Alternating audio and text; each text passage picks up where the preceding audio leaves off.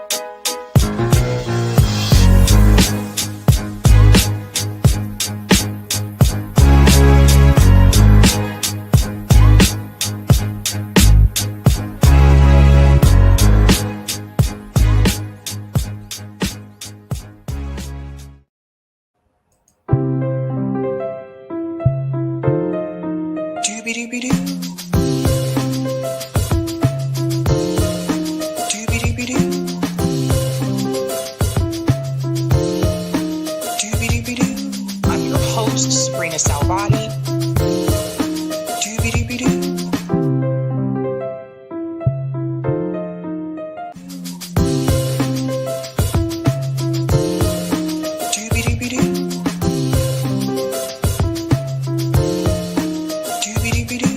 I'm your host, sabrinasalvati.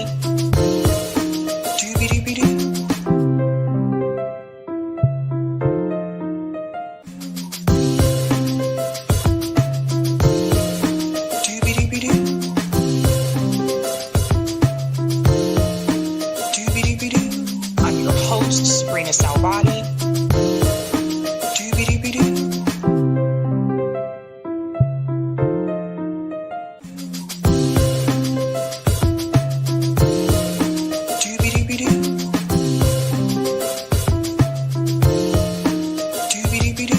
I'm your host, sabrinasalvati.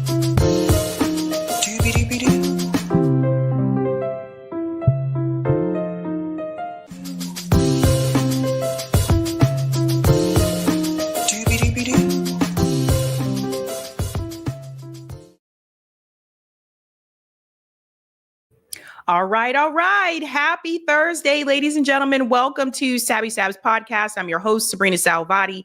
If you're new, I want to let you know that Sab's podcast is a part of Revolutionary Blackout Network. You can catch me there on Thursdays for the Sabby and JB show. And you can catch me here on Tuesday, Thursday, Friday, and every other Sunday. Shout out to everyone watching on YouTube, Rockfin, Twitter, and Rumble. And welcome back, fam. Speaking of the Sabby and JB show earlier today, we had Chris Smalls and Afeni on talking about a general strike, something that they are working on. Chris Smalls is still out there with the people working on this general strike. And apparently, from what I understand, going across the country, meeting with people, having different general strike town halls. So when you get an opportunity, please check out that video from earlier today, that stream that JB and I did with Chris Smalls and with my comrade Afeni. So I think they are doing great things, heading in the right direction. And I think that, they really understand that we have to find a way to break this system before it breaks us. So welcome back, ladies and gentlemen. We have a great show tonight. We are going to have call in after the show, so I hope you are ready for that. Quite a bit to discuss tonight, ladies and gentlemen. First and foremost, I do want to start out giving shout outs to people in the chat. Hey. What is going on, American Kid? Says the distractions by this administration aren't working. No, they are not. Greeting Pancake Party Jams. What an interesting name. We will be making pancakes for dinner for this one. Breakfast for dinner. My parents used to do that every now and then. I haven't done that in a long time. You're giving me ideas. Shout out to Kelvin Wilson, who just became a Sabby member. Give Kelvin a big whoop, whoop. in the house. Shout out to my comrade, Terry Hinton. Terry's a part of the Boston Mutual Aid chapter with me. Hello, Sabby and chat. Happy Thursday. Greeting New York varsity. Sad that Gabbard warned everyone that Trump was pimping out soldiers to the Saudis to combat Yemen. And now that it is happening, where the F is she right now? Well, we're going to get into that story. Turncoat Tulsi. We're going to get into that. Greetings, Lawrence Johnson says, free Palestine. Shout out to 72 Marshall says, per the thumbnail, where the JFK files a flop. And was it such because it was revisioned and vetted thoroughly? Because I bet I can find their flaws, the little nuances they left. We'll get into the JFK files. I will say this. There was one thing there that I did not know about, but the other things that were revealed, I already knew because I had that conversation before with Rick Sterling. So we'll get into all of that. Greetings, Chrome says, Sabby, great interview with Professor Muhammad Morandi. Thank you. Guys, check that out when you get a chance. Interviewed Professor Morandi. Again, that video uploaded earlier today. I usually record those because Professor Morandi is in Iran, and because he's in Iran, I can't use StreamYard. So I use Zoom. We can do Zoom or Skype. And I don't know how to do a live stream with the Zoom. So that's why I usually record those interviews instead of going live. But thank you. Thank you so much. Greetings, M10 says, what's up, guys? Shout out to Hannah says, ready for this. Greetings, Kimi says, good evening, everyone. Good evening, Eric T. Red. And of course, our hostess with the mostest, Sabby. Let's roll the beautiful doobie-doo music. Woo, what a week it's been. It's actually Corey tonight. Eric is traveling for work this week. So you guys are hanging out with me and Corey. Greetings, Yin Yang says, does anybody know what issue Tulsi has pivoted on now? Like Sabby said, she's a flip-flopping flippity-flipperoo when it comes to opportunist chances to enhance her career at the people's expense. Yeah, buddy. This one's really bad, though. Really bad. Greetings, Itole says, hey, y'all. Hey, shout out to Bird sends alligators. Greetings, JFB says Tulsi, the skunk woman. Okay. Shout out to James says Sabby, blessing to you all the time is now. Greetings to my comrade JB. Good evening, all. It's time for Black Americans to defend what's ours because the police won't protect us. And SCOTUS even said they don't have a constitutional duty to protect us. Forehead kisses to all. That is true. JB and I covered that, I think it was like a year ago, what the Supreme Court actually says the police are responsible for doing. Yeah. Shout out to Cloudness says, happy Thursday, everyone. Is Sabby Sabs, Eric T. Red salute, be warmed family. Shout out to Trusting Success says, happy Thursday. Let's get it. Greetings, Zen Soulful says, GE Smile. Greetings, Mike says, Duran Duran. Oh, you heard the song earlier? No. Notorious. No. Notorious. Duran Duran has some pretty good hits. I don't know if you know. I mean, don't slip on Duran Duran. They have some pretty good stuff. Some pretty good things back in the day. Greeting Saul says sup, and shout out to C Shata says, hey, Sabby. Hello, A. Okay, guys, we have quite a bit to jump into. Let's go ahead and give a shout out to everyone who is a Sabby patron. Love you guys bunches. Thank you so much to everyone who is a Sabby patron. If you're interested in being a patron, I have 5 categories. Ultimate, Sabinators. There's also Sabsters. Don't forget about those Sabbies. Just doing the damn thing. Hey. And of course, we also have members. Thank you guys so much for your support. You can see all of their names listed here, and you can also see their names scrolling across the bottom of the screen there on the ticker. No, notorious. And I want to give a shout out to a new Sabby member. Over here, we call them newbies. Let's give it up for Julia Lilia. Interesting name there, Julia Lilia. Thank you so much. And welcome, guys. Welcome back. All right. That's an oldie but goodie too, right? I don't know. My parents used to watch the show I think it was called Welcome Back Carter or something like that. Like my mom used to watch like a lot of TV Land, right? So like TV Land has like all these older like shows that like they grew up watching and all that kind of stuff. So yeah, I see someone in the chat mentioned Come Undone. That's another good song by Duran Duran too. When you come undone, where do you love? Okay, what are we discussing tonight? The theme tonight is do your job. And if you're a sports fan, you probably know that that was the kind of the motto of the Patriots during one of the years when we won the Super Bowl. But it goes far and beyond that. It applies to other things too. And it applies to the stories tonight, ladies and gentlemen. So let's go ahead and show that beautiful thumbnail. We want them to do the job. Do your job. Do your job. Tonight, we are discussing Sunny Hostin from The View checks Chuck Schumer. Yeah, this was really embarrassing for Chuck Schumer. And it's actually not just her. We also have Emoji Dude. His name is Chris Hayes. I call him Emoji Dude. But we also have him checking Chuck Schumer too. Like, it's embarrassing if you're a Chuck Schumer and you were a part of this. So we have that story. We also have the JFK files flop. And I'm going to tell you why it was a flop, because I think some people were expecting to see more information that hasn't already been released. There's only one thing I saw that I was not familiar with, and I'll get into that. But other than that, these are things that I've already seen and discussed. So no surprise there. We're also going to discuss, oh my God, Tulsi Gabbard pivots on Yemen. Yes, turncoat Tulsi is turning again. Turn. We'll get into that story, and a lot of people are angry about that. Oh my God.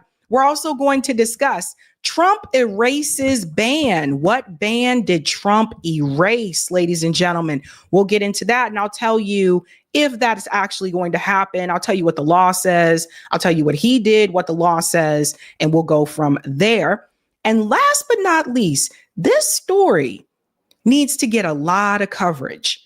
Black community in Ohio fights back. So that community is called Lincoln Heights. They have decided to rise up, and it may look a little familiar if you were into revolutionary history. So we will get into all of those, ladies and gentlemen, and we will also do call in after the show. Again, the theme is do your job.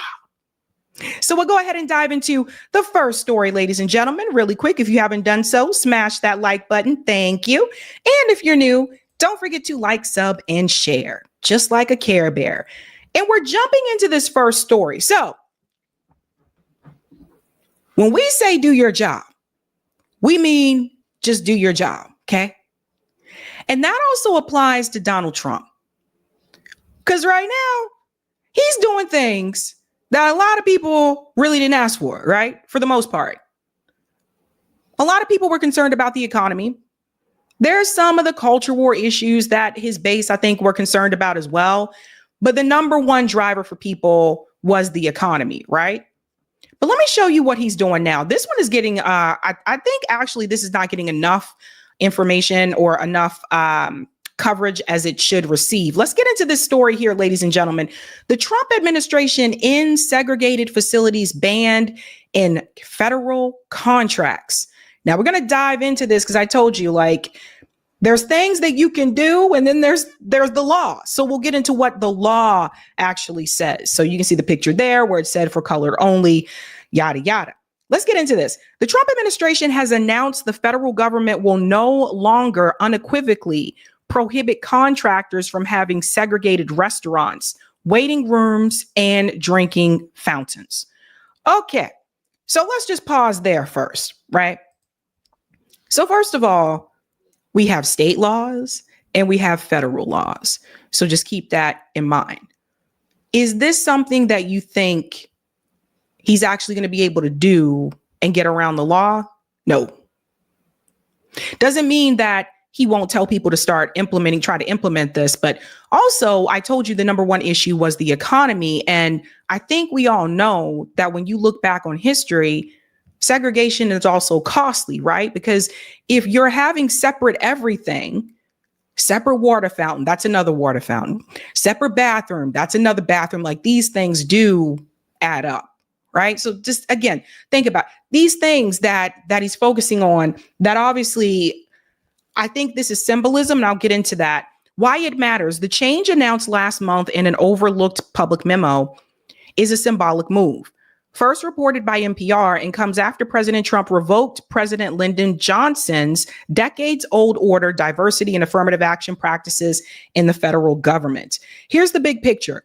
The Civil Rights Act of 1964, as well as many state laws, still make segregated facilities illegal in all businesses, including federal contractors. So there's what Trump tries to do or thinks that he can do, and then there is the law. And this can cause a lot of issues. I know this is just for federal contractors, but the reality is like this can cause a lot of problems. And I'm thinking about, again, costs. Like, why waste time with court costs? Why do all this? I believe that Donald Trump is doing this as a sign, a signal that he is sending to a certain portion of his base, right? A certain portion of that Trump base that does want this, right? Like the people that are part of MAGA that are racist, the people that are part of MAGA that want separate facilities or that say that segregation is better for them, or that they don't want to be in the same facility or same space with people of different colors, etc. Right? I feel like he's trying to send a signal to them as a, look, you voted for me. This is for you, right? Like, but he knows that the law prohibits this. So he can't just overrule the law. Also, don't forget about Supreme Court decision like as well. So let's continue on here. It goes on to say, yes, but critics say the recent change sends a message about the government's priorities and potentially eliminates a crucial enforcement tool. The change follows the Trump administration reinterpretation of the civil rights era laws to focus on anti-white racism rather than discrimination against people of color. So yeah, man, again, separate facilities. It's just, oh my God. Talk about like going backwards, right? Like it's 2025.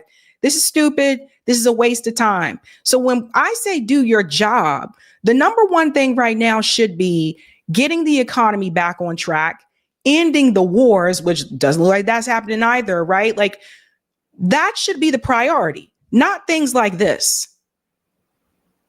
I mean, it's just under Biden's administration, I made the similar criticism. He wasn't trying to do this, but similar criticism where I felt like Joe Biden was choosing to prioritize things that didn't need to be prioritized at that point in time. So the number one priority right now is the economy.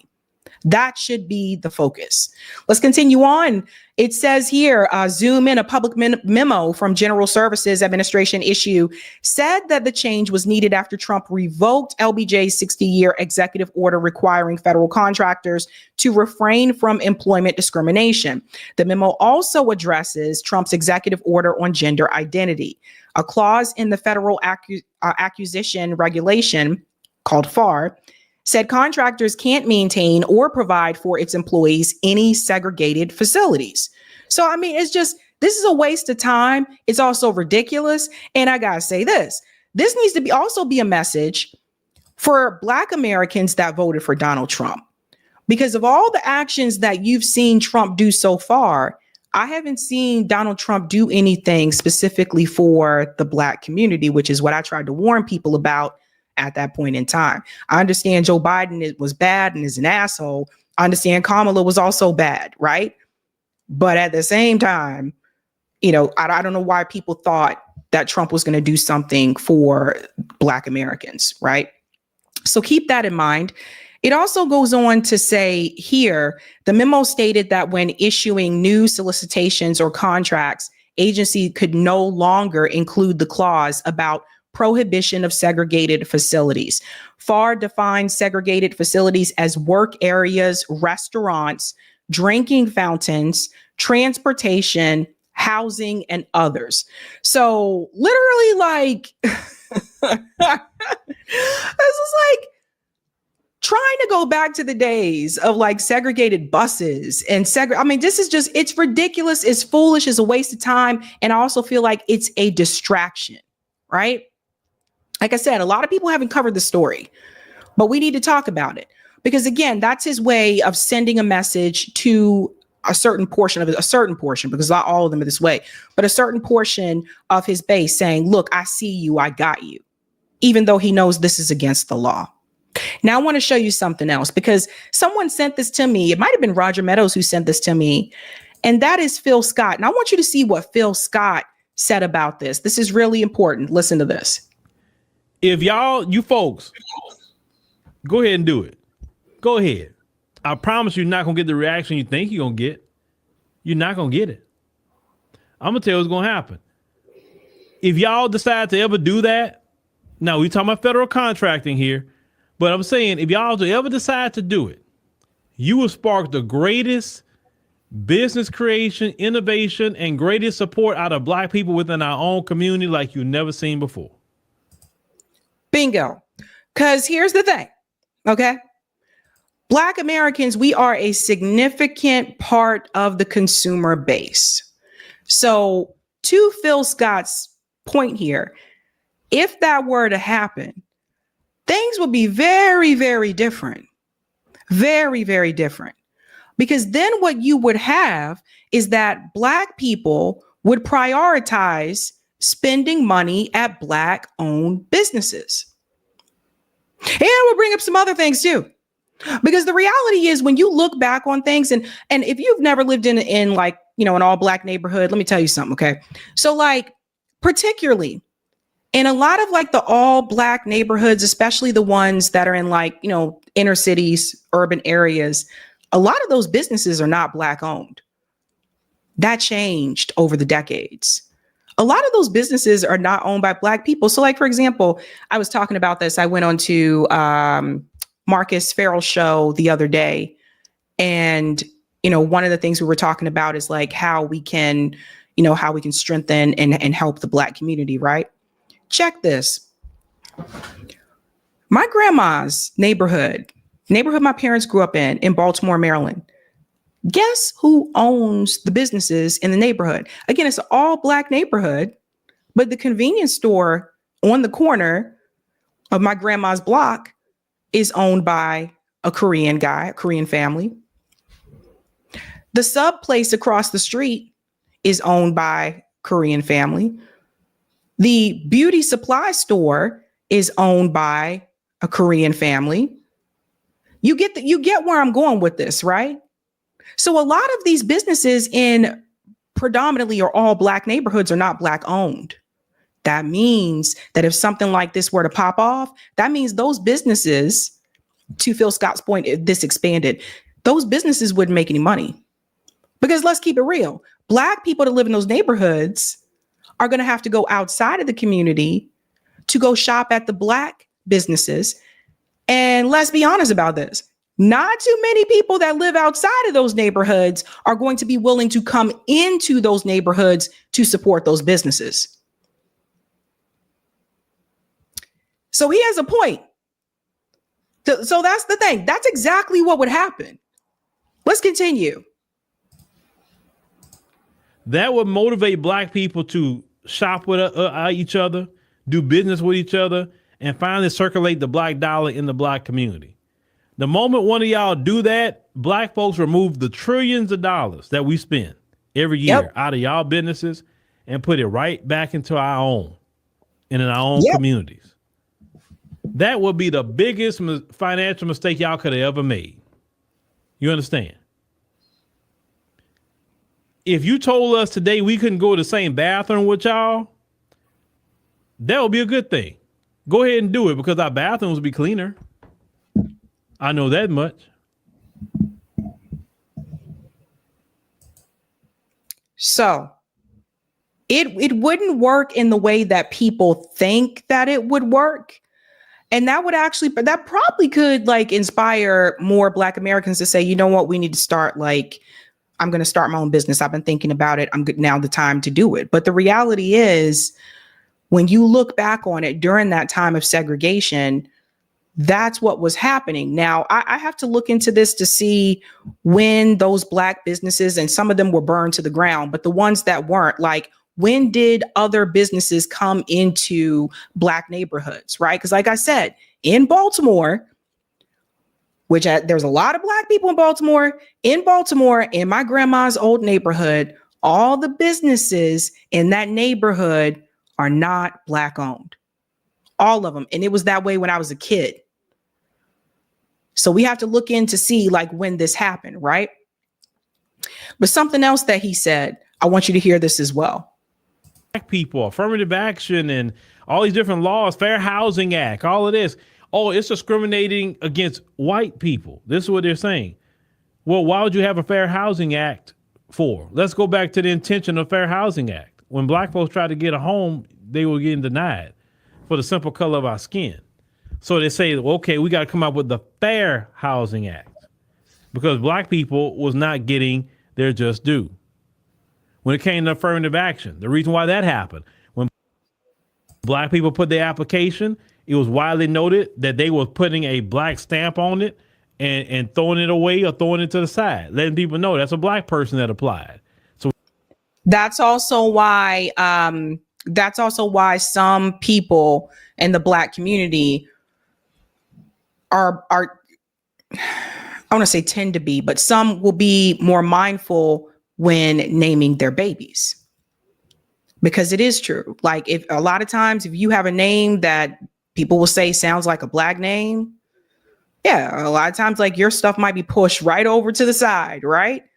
So just think about that. But the point that Phil brings up here is really important because when people are complaining, well, why do we have, Fair Housing Act? Why did we have affirmative action? Why did we have these things in place? This isn't fair. This isn't, equal. The reason why those things were put in place is because Black people were looked over. Black people were dismissed. We weren't getting fair housing. And we can talk about housing another time because there's a lot that can go into that. But we weren't getting fair housing. We weren't getting those things. That's why those provisions were implemented. That's why it's there.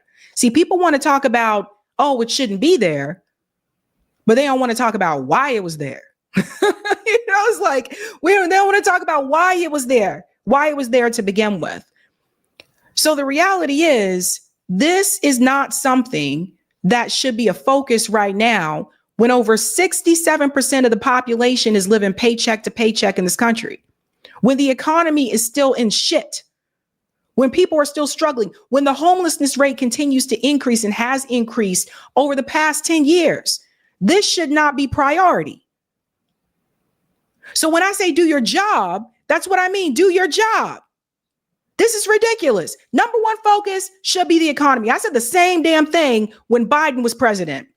When Biden won in 2020, the moment he resumed, he took office in 2021, I said, okay, fix this economy. Because you guys got to remember that was right during the pandemic. So we were still dealing with all of that. Okay, fix this economy. Let's stop focusing on this nonsense. And I'm saying the same thing right now. But right now, Donald Trump is choosing to do this. And again, like I said, he's doing it to send a message to a certain portion of his base. That's why he's doing that. Should not be the first. Number one, it shouldn't be done. Number two, he knows it can't happen. It's against the law. It's a waste of time. This is just ridiculous. And that's why I say this country is a clown show. We literally do live in a cartoon. I mean, it's just, you go to other countries sometime and you're like, are they even like dealing with these issues? No. Because people in their countries, what do they have? Healthcare, free college, things like that. But I want to show you what it would look like, because you got to look at the buying power, right? Black consumers empowered by selfless spending. Watch this. This is 2022. You only got to go into the first paragraph right here, folks. Black consumers possess more power and influence in the retailing marketplace than ever before, given their growing buying power and population rate. In addition to especially high engagement with social media activism and corporate social responsibility, which has been largely shaping industries from inside out over the past 2 years. So people have to understand this. Yes, Black people, we do have buying power in this country. You see how quickly Target's stock plummeted when that strike started. You see how quickly that happened. So yeah, we do have buying power. Not something that should be a focus. Definitely should not be pushing something like this. This is freaking ridiculous. Need to focus on the economy and fixing the economy. And that should be number one priority. So do your job. Let's go to the comments here, ladies and gentlemen. Hey, hey, hey. Thank you, Wasim. Check in the goings on in Turkey as they are asking for Erdogan to step down as he arrests political opponents, bad economy, and chanting that Turkey is funding terrorists in Syria. I'll have to look into that. Interesting. Thank you for this one as well, Wasim.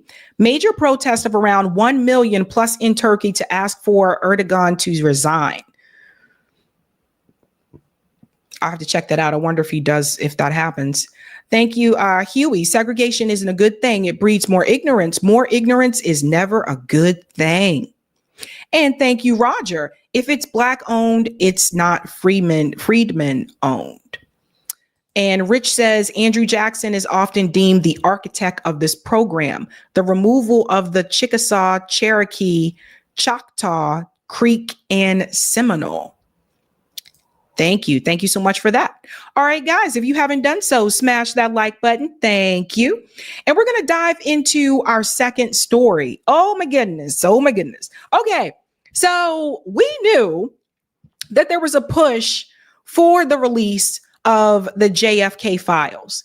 And I forewarned people that these files are not going to be released without some type of redaction, right? And that's exactly what happened. Now, I'm going to go through some of the important pieces of those files that I think you should see. There was only one part in particular that I did not know about. I was surprised by. But the other information that has been, circulating around the interwebs, we already knew about. I knew about it. You knew about it if you saw my interview with Rick Sterling, and I'll get into that as well. Long story short, most of this information was information that already existed on the internet anyway, but I do want to show you what they tried to hide. Let's go ahead and get into that. It's really interesting, folks. Shout out to Hotspot. They did a whole thread for this. They're doing the damn thing. From the recent JFK file dump. Look at this here. CIA has no objection to declassification and or release of CIA information in this document except brackets. So we will look at the brackets.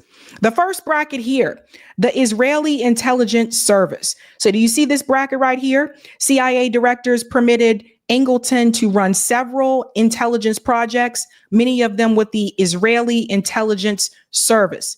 So we'll go a little bit further here and you'll see what they did not want released. The CIA request mentions of Israel to be redacted from the JFK files. And that's all the circles here. Like I can dive in, but you guys probably can't see it from where you're sitting. But all of these red circles that you see include the word Israel or Israelis. They did not want that information, anything about Israel, to be released from those JFK files. Now, that wasn't surprising to me, because of the information that Rick Sterling discovered and he put in his Mint Press News article. JFK was heavily against Israel having nuclear weapons. He was not fond of the nuclear program that they were developing at that point in time. JFK wanted the Zionists of America, back then it wasn't called AIPAC. He wanted it to establish itself as a foreign entity. And JFK also was very concerned about what Zionism was going to become. So it's not surprising to me that they redacted that information, right? I also want you to question the timing, right? We talked about this with Chris Smalls earlier. Don't you think it's interesting that they decided to release the JFK files during the same time that Israel ended the ceasefire and killed all those people in Gaza a couple days ago? So that then your focus would be on this, which is why I didn't cover that story right away. I said, no, we're going to cover what Israel just did. Your focus would be on this so that you're distracted by that and you're not focused on what Israel just did in Gaza and that they killed more kids. This is interesting. Let's go on here and check this out. JFK files also confirm a pipeline between the CIA and Israeli intelligence, personally overseen by CIA counterintelligence chief James Angleton. And here's a picture of him here. Again, you'll see the red bracket here where it says Israel here. Again, that's something that they don't want in the information. But what it says here is that, as you are aware, James Angleton of CIA frequently turns over to the Bureau on a highly confidential basis information which has been developed through operations headed by Angleton. So this gentleman here, you need to know about. And then also here, more information where you can see it says the Israeli intelligence. Once again, in 1954, a procedure was approved hereby we could attribute certain information received from James Angleton, CIA, under the symbol Bureau Informant 100. So that's what they're highlighting here, right? So remember, like they have ways of infiltrating, right? It goes on to say JFK Jr. called Joe Biden a traitor. So this is what I did not know about. This was a surprise to me, and I'll show you that piece right here. It is circled and highlighted.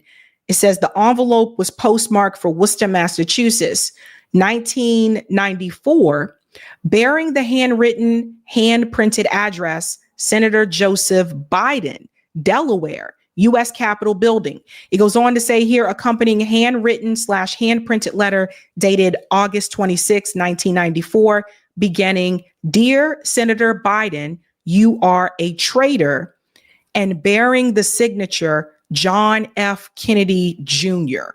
So I did not know about that.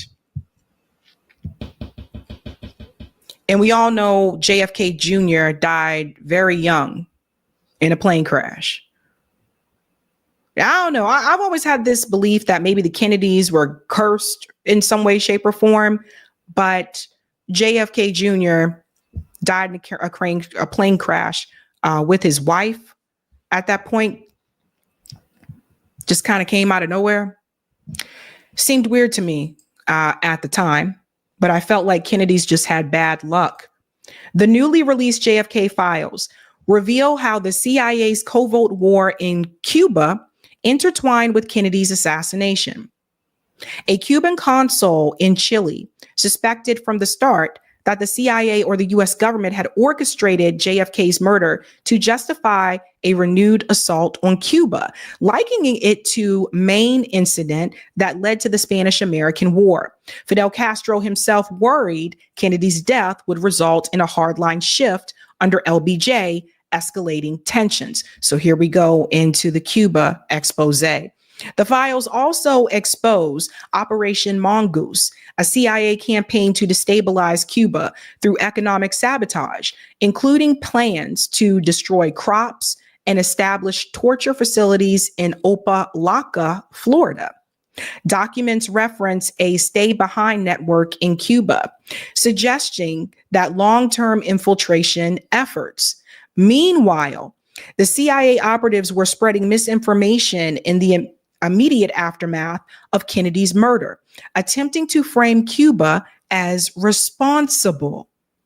These revelations make it clear the Cold War playbook was already in motion. Kennedy's death just accelerated it. So, long story short, as you can see here, the CIA basically escalated, right? Created a lot of these tensions. It goes on. There's more. There's more. Again, thank you to Hotspot. JFK files discuss the CIA created false flag offices in South America. So here's another one. This is crazy, right? It goes on to say here, this is a cable, Mr. Phillips, dated September 20th, 1970, and it is signed by yourself and Mr. Bro. And it is sent to the station in Chile, and it contains the following about the purpose of setting up the false flag office. Mr. Phillips, we call it a base. False flag bases. Each member of the base will enter and leave Chile with false documents and operate as a representative of his country rather than as an American. So do you see how the CIA just basically came in and started all this? This is the thing, and it said top secret, but apparently it's not top secret anymore. JFK files reveal the use of false flag persons as a regular part of operations. Wow. Highlights here. So the use of false flag persons, at least judging from this cable, is something repeatedly done by the CIA, question mark. Mr. Phillips here says yes, and by all intelligence services, not all, but all major intelligence services. If you are living overseas and a man comes up to you and says, hey, I see you are a Marxist, and a man comes up and says, I am from Havana and we would like to work with you with the Cuban intelligence service, he might not be from Havana. He might be from the Soviets, from us, or from the Brazilians. So it is not an unusual practice. And this speaks to infiltration and organizing spaces as well. This is why I say, like, remember, the Black Panthers were infiltrated.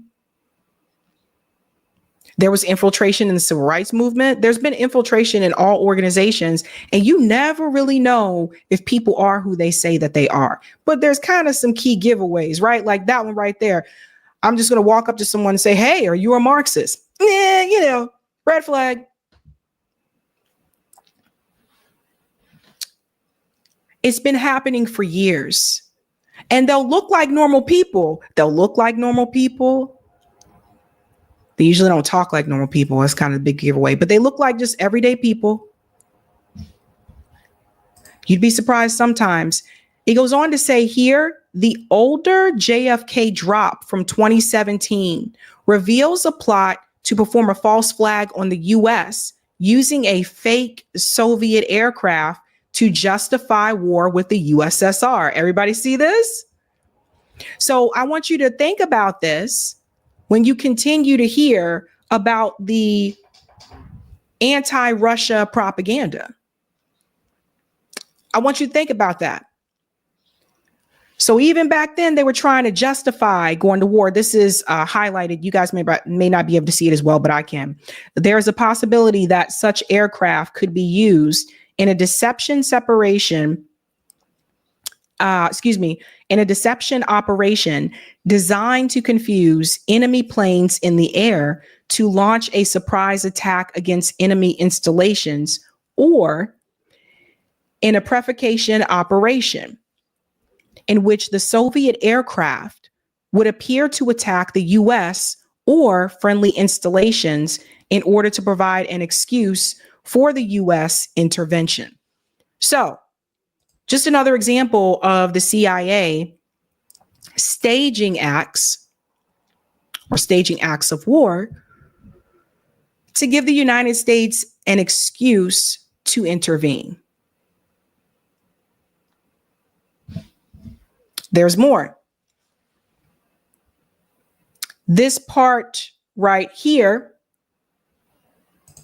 the JFK files reveal a State Department official approved Lee Harvey Oswald 1962 return from the Soviet Union, authorized by two officials, including State Department legal officer Abram Chase, a figure with deep connections to Archibald Roosevelt Jr. and covert NSC 54112-2 operations.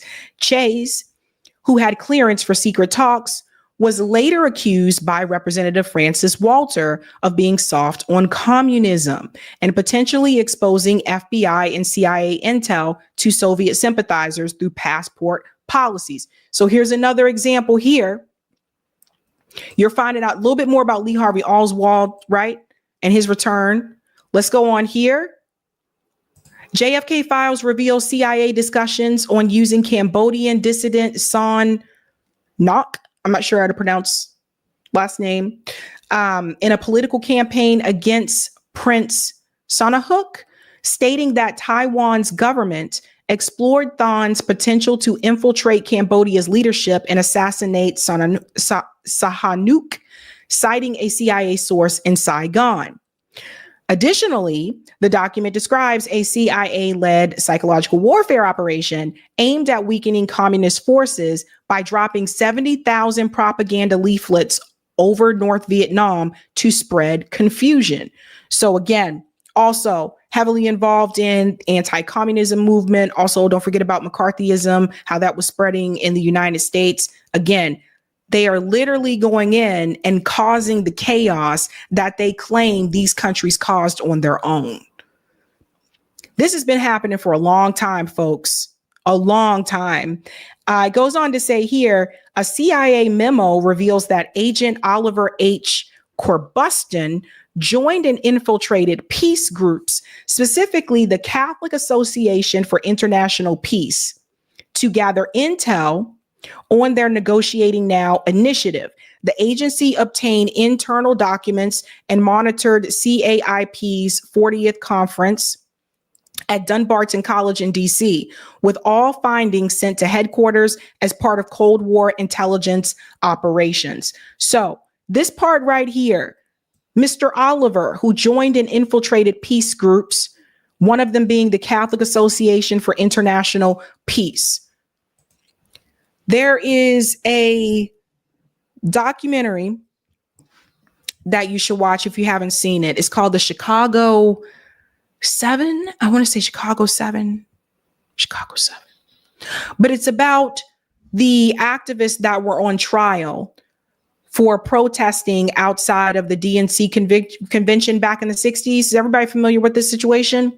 Well, anyway, the police escalated the situation at the protests. Like, again, I said, they've been doing this. It's not new. They escalated that situation. And in turn, it was said that the protesters were the ones who basically came in and were violent and all that. But that's not what, you guys know how this works. During that time, those protests that happened outside the DNC convention, even those activists that organized during that time, there were people that infiltrated those organizations as well. There were multiple organizations that appeared to protest outside the DNC convention in the 1968. Yes, thank you, Sakina, 1968 convention. And the FBI and the CIA, the alphabet letter agencies, they had people come in to pretend to be activists and say they want to get involved and be volunteers, but they were actually agents. It's happened over and over again, right? There's always infiltration. So there's that, which I thought was interesting. And they have the actual document here enclosed, right? So it says it here. The above items were received from Oliver, who joined the CAIP for cover purposes. So see, there it is right there. Blatantly as day. A Russian source to the U.S. officials claims knew in advance that Oswald would act on Kennedy in Dallas and that MLK would also be assassinated. The U.S. did nothing to prevent this from happening. The same source later claimed the FBI drugged him to induce amnesia. So here's another one. A Russian source to the U.S. officials claims that he knew in advance that Oswald would act on Kennedy and that MLK would be assassinated. Okay, but the big kicker here is that the government didn't intervene, and that's because they were part of it. I mean, think about it. Who really went after MLK? Who really wanted MLK gone? So these are things to obviously pay close attention to. So that's as far as we got. Now, what's interesting about all this, Ben Shapiro had something very interesting to say about these JFK files. Listen to his response about this. People are making fun of this left and right. Watch. Sort of conspiracy theorizing that's become incredibly popular on the right these days. It was popular on the left, and now it's become increasingly popular on the right. The kind of, let's just ask questions. We'll ask who really killed JFK? Wink, wink, nod, nod. And then you're like, well, do you have any evidence of the thing that you are presupposing? Well, no, I'm not making any accusations. I just know I don't believe the story that I'm being told. I know not to trust the authorities. Like, well, that's fine, but do you have like any evidence? Like evidence, not just supposition. I said, well, you're part of it, aren't you? You're part of it. The reason that you're so defensive about all this is, I don't care who killed JFK. I mean, I do, because it's really interesting, but I noticed that the calendar says 2025 and he was killed in 1963. And so my opinion about who killed JFK has about as much relevance as who killed William McKinley, or James Garfield, which is to say not an enormous amount. So Ben Shapiro is not interested, right? And that's fine. You don't have to be interested. But he doesn't care who killed JFK because it was a long time ago. A lot of things happened a long time ago, including one historical event that you talk about quite often, Ben. What do you mean? I don't care about this because it happened a long time ago. Maybe Ben doesn't care about it because he knows that it would implicate Israel. Maybe that's why Ben doesn't care about it, right? The Daily Wire is really falling off, man. It's some crazy stuff going on over there. But Rick Sterling did talk about this. I want to play a little bit of this. When I interviewed journalist Rick Sterling, a lot of these things that were revealed in these JFK files, Rick Sterling did discuss this in his article, which I'll make sure I put the link in the chat so you can read on your own. But he also discussed it on here. Listen to this part. That at that time, the State Department policy was to support UN Resolution 194, providing the right of return for Palestinian refugees. And looking into it more, I learned out that the JFK Department of Justice was insisting that the Zionist of America organization, which is the parent of AIPAC, it was insisting that they need to register as foreign agents with the U.S. And not only that, relations with Egyptian President Nasser. JFK wanted good relations there. So it was kind of a revelation to me to learn the extent of the commitment there. At that time, the U.S. provided zero weaponry to Israel. They provided food aid. So these were all things that they were new to me, and I think they're new to many people. And it was a critical time. And then subsequently, everything changed after JFK died. Everything changed after JFK died. So what Rick Sterling was referencing there, again, it's all in his article. A lot of these files that you're seeing online were already published in Rick Sterling's article. He already had some of those pages published. That's why I said I didn't think I was going to really hear anything new here.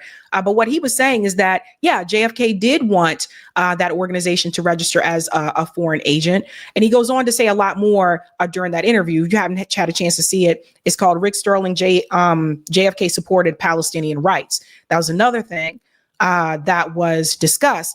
But that article here, which you can still find online by Rick Sterling. Again, you can support them here. This is Mint Press News. The article is called From Dallas to Gaza, the JFK assassination was good for Zionist Israel. So if you get an opportunity, read that article. But one of the things I will show you, I just want you to see this for yourself. It's a long article. It goes into a lot of detail. And again, all the people who went through those files, because the files were over 80,000 pages or something. You could have gotten most of that information from this article here that Rick wrote. And notice how this is what I was going to show you. Even in the article, these pages that you're seeing floating around online, these pages were already published in Rick's article here, right? You can see it says right here. At this hour, however, I feel it is my duty to turn to you because recent events have increased the danger of a serious convocation in the Middle East, and I have adversely affected Israel's security. So it goes into all of that here. So check that out when you get a chance. Corey, can you put the link to that article in the chat for everyone? But it's probably a lot easier for you if you just read that article by Rick Sterling instead of sorting through all of those different like tweets, all of those different tweets on X. If you just read the article, you can kind of get like the gist of what was happening there. But yeah, man. I mean, it's just, I said do your job because, again, obviously quite a bit of people were upset that it was clear they wanted Israel to be redacted. And some people were also upset that there was any redaction at all. And yeah, I mean, I expected it to be redacted. I did expect that. But I think a lot of people are saying right now to Kash Patel and the rest of them, do your job, because like, this is not what we asked for. Crazy times, folks. But yeah, that's pretty much the gist of it. Let's go to some of the comments here in the chat, ladies and gentlemen. Let me make sure, did I share? Just want to make sure I share that with you guys. Yeah, that way, when you have time, you can read that article from Rick. Okay. All right, let's go to some of the comments here in the chat. Thank you, Sean, for being a member for 8 months. Sean sends a, what's up? Thank you, New York Varsity. Please look up Operation North Woods. It was a false flag operation signed off by both Joint Chiefs. JFK told them they were nuts and shot it down. Ooh, sounds like another one I should look at. Lorez says the establishment, Sabby, wanted all of them gone. Thank you, Joe D. Hit that like. Thank you. And thank you, New York Varsity. It's bizarre that Shapiro does nothing but talk about history to justify Israel's right to land. But you know what? He is not interested. Bye. I know, right? Oh my gosh. Yeah, a lot of people are calling that out. Crazy times. Crazy times. All right, ladies and gentlemen, let's continue on, shall we? Okay. I like to call her turncoat Tulsi, right? Like, so a lot of people see Tulsi Gabbard and they call her Tulsi Gabbard. I like to call her turncoat Tulsi because Tulsi just turns with whatever opportunity is going to be best for her at that point in time. Now, I know we've made fun of some of the turncoat, choices that she made in the past, but this is actually not one to make fun of. This one that she has decided to turn on is about foreign policy. And it's one of the things that Tulsi Gabbard was known for. She was known for calling out the assault on this country, and she was calling for the war and the assault to end for years. But Tulsi has changed over the years. I want to take you back first to a moment when she was on The View. Now, this is years ago. I'm just going to show you the difference between Tulsi Gabbard then and now, night and day, and then you'll see what position she has now decided to turn on. Yeah. Now, look, some of you have accused me of being a traitor to my country, a Russian asset, a Trojan horse, or a useful idiot, I think was the term that you used. Which basically means that I'm naive or lack intelligence to know what's going on. They use that. I want to let your viewers know exactly who I am. All right. Set the record straight. I am a patriot. I love our country. I am a strong and intelligent woman of color, and I have dedicated almost my entire adult life to protecting the safety, security, and the freedom of all Americans in this country. It was the attack. Let me pause for a second. Did everybody catch what she said when she described herself? Okay. Did everybody catch that? So I believe this is when Tulsi Gabbard was running for president during this time because Meghan McCain's there. So, this is like old school. Okay. Listen to the way she described herself. Used, which basically means that I'm naive or lack intelligence to know what's going on. They use that. I want to let your viewers know exactly who I am. All right. Set the record straight. I am a patriot. I love our country. I am a strong and intelligent woman of color. She's a strong and intelligent woman of color. You see how she changed?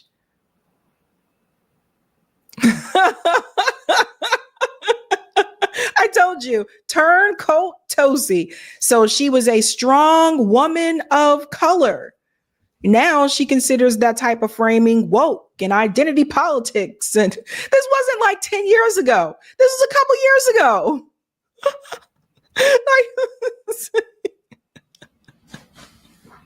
So let's continue. And I have dedicated almost my entire adult life to protecting the safety, security, and the freedom of all Americans in this country. It was the attacks on 9/11. Well, I guess we're getting a little bit far ahead of ourselves, but Franklin Graham finds you refreshing. He doesn't find me refreshing. Richard Spencer, the white nationalist leader, says he could vote for you. Joy, this is why you're on I'm Tucker here. Carlson at least 10 times. Why don't you go on Chris Wallace's show? This is why I'm here, because you and other people continue to spread these innuendos that have nothing to do with who I am. Well, Hillary that have Clinton nothing to started do it, with and then who you I shot am. back at her, boy. You called her the queen of warmongers. You doubled down, unfortunately, you doubled down on the baseless accusations that she made that strikes at the core of who I am. I'm a soldier. Because of the attacks on 9/11, I enlisted in the military to go after and defeat and destroy the evil that visited us on that day. I've served now for over 16 years, deployed twice to the Middle East during the height of the war, where every single day I saw firsthand the terribly high human cost. It's why I ran. Okay, so that was Tulsi back then, right? And it was interesting that Joy brought up, but you came after Hillary Clinton. Remember what I told you, right? I had to play that for you just as a reminder. Yeah, she did come after Hillary Clinton. She basically said, like, no, I'm going to endorse Bernie Sanders. We don't need like a Hillary Clinton because of like the wars and all that type of thing. And that was seen as a betrayal against the Democratic Party, what Tulsi Gabbard did there. They saw that as, you are betraying us, you know? So she was supposed to be like the next Democrat darling that they were going to push along the way. It would have been as if Kamala Harris would have turned on Biden, like sharply turned, like it was that type of thing. So she was basically like their Kamala before Kamala. You know what I'm saying? Okay. Now I want you to see what is happening with Tulsi Gabbard on foreign policy. Tulsi Gabbard for years has strongly condemned the attacks in Yemen, has been against it, and now she has flip-flopped on that. This is turncoat at its finest. Let's see the before and the after. 2018. There are millions of Yemeni people who are on the brink of death from famine, disease, lack of access to food and water, basic medicine and healthcare. Thousands of Yemeni civilians have died in this genocidal war being waged by Saudi Arabia with support from the United States. It's absolutely outrageous that the United States has continued its support for years now for Saudi Arabia's genocidal war in Yemen that has killed thousands and thousands of innocent Yemeni people and caused mass starvation and suffering, a cholera epidemic, the worst humanitarian crisis in the world in Yemen. Congress finally passed legislation to end U.S. support for Saudi Arabia's genocidal war in Yemen.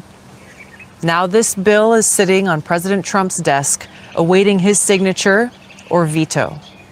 Now, he's already threatened to veto this bill, which just reveals how he cares more about what Saudi Arabia wants than what the American people want. So that's 2019. You saw Trump's rhetoric on the campaign trail about Saudi Arabia, against the United States support for Saudi Arabia, calling them out for what they are, and now refusing to end U.S. military support for this genocidal war in Yemen that Saudi Arabia is waging, that's created the worst humanitarian crisis of our generation, because he says, well, he doesn't want to risk a multi-billion-dollar arms deal with Saudi Arabia. So, you can see, at least in that respect, what he's really motivated by.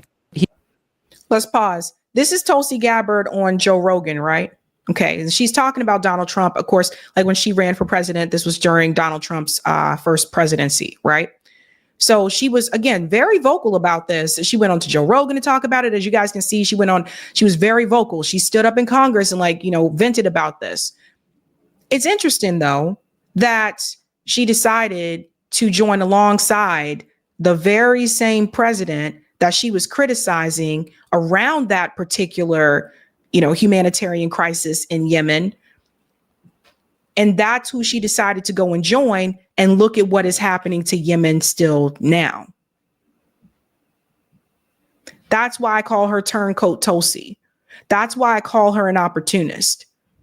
And you'll see more here for yourself. He would rather continue to support the senseless and devastating deaths of innocent people in Yemen and using our U.S. military, my brothers and sisters in the military, to do that, because he doesn't want to risk an arms deal with Saudi Arabia, a theocratic dictatorship that actually directly supports terrorist groups like Al-Qaeda. Trump's leadership, going back through his first term as president, he has been and remains very committed to combating and defeating the threat of Islamist terrorism that not only 2025. You can already see even her body language is different, right? So see, now she's a part of the same club that she was criticizing, that was participating in the slaughter against the people in Yemen. But now she's a part of that same club.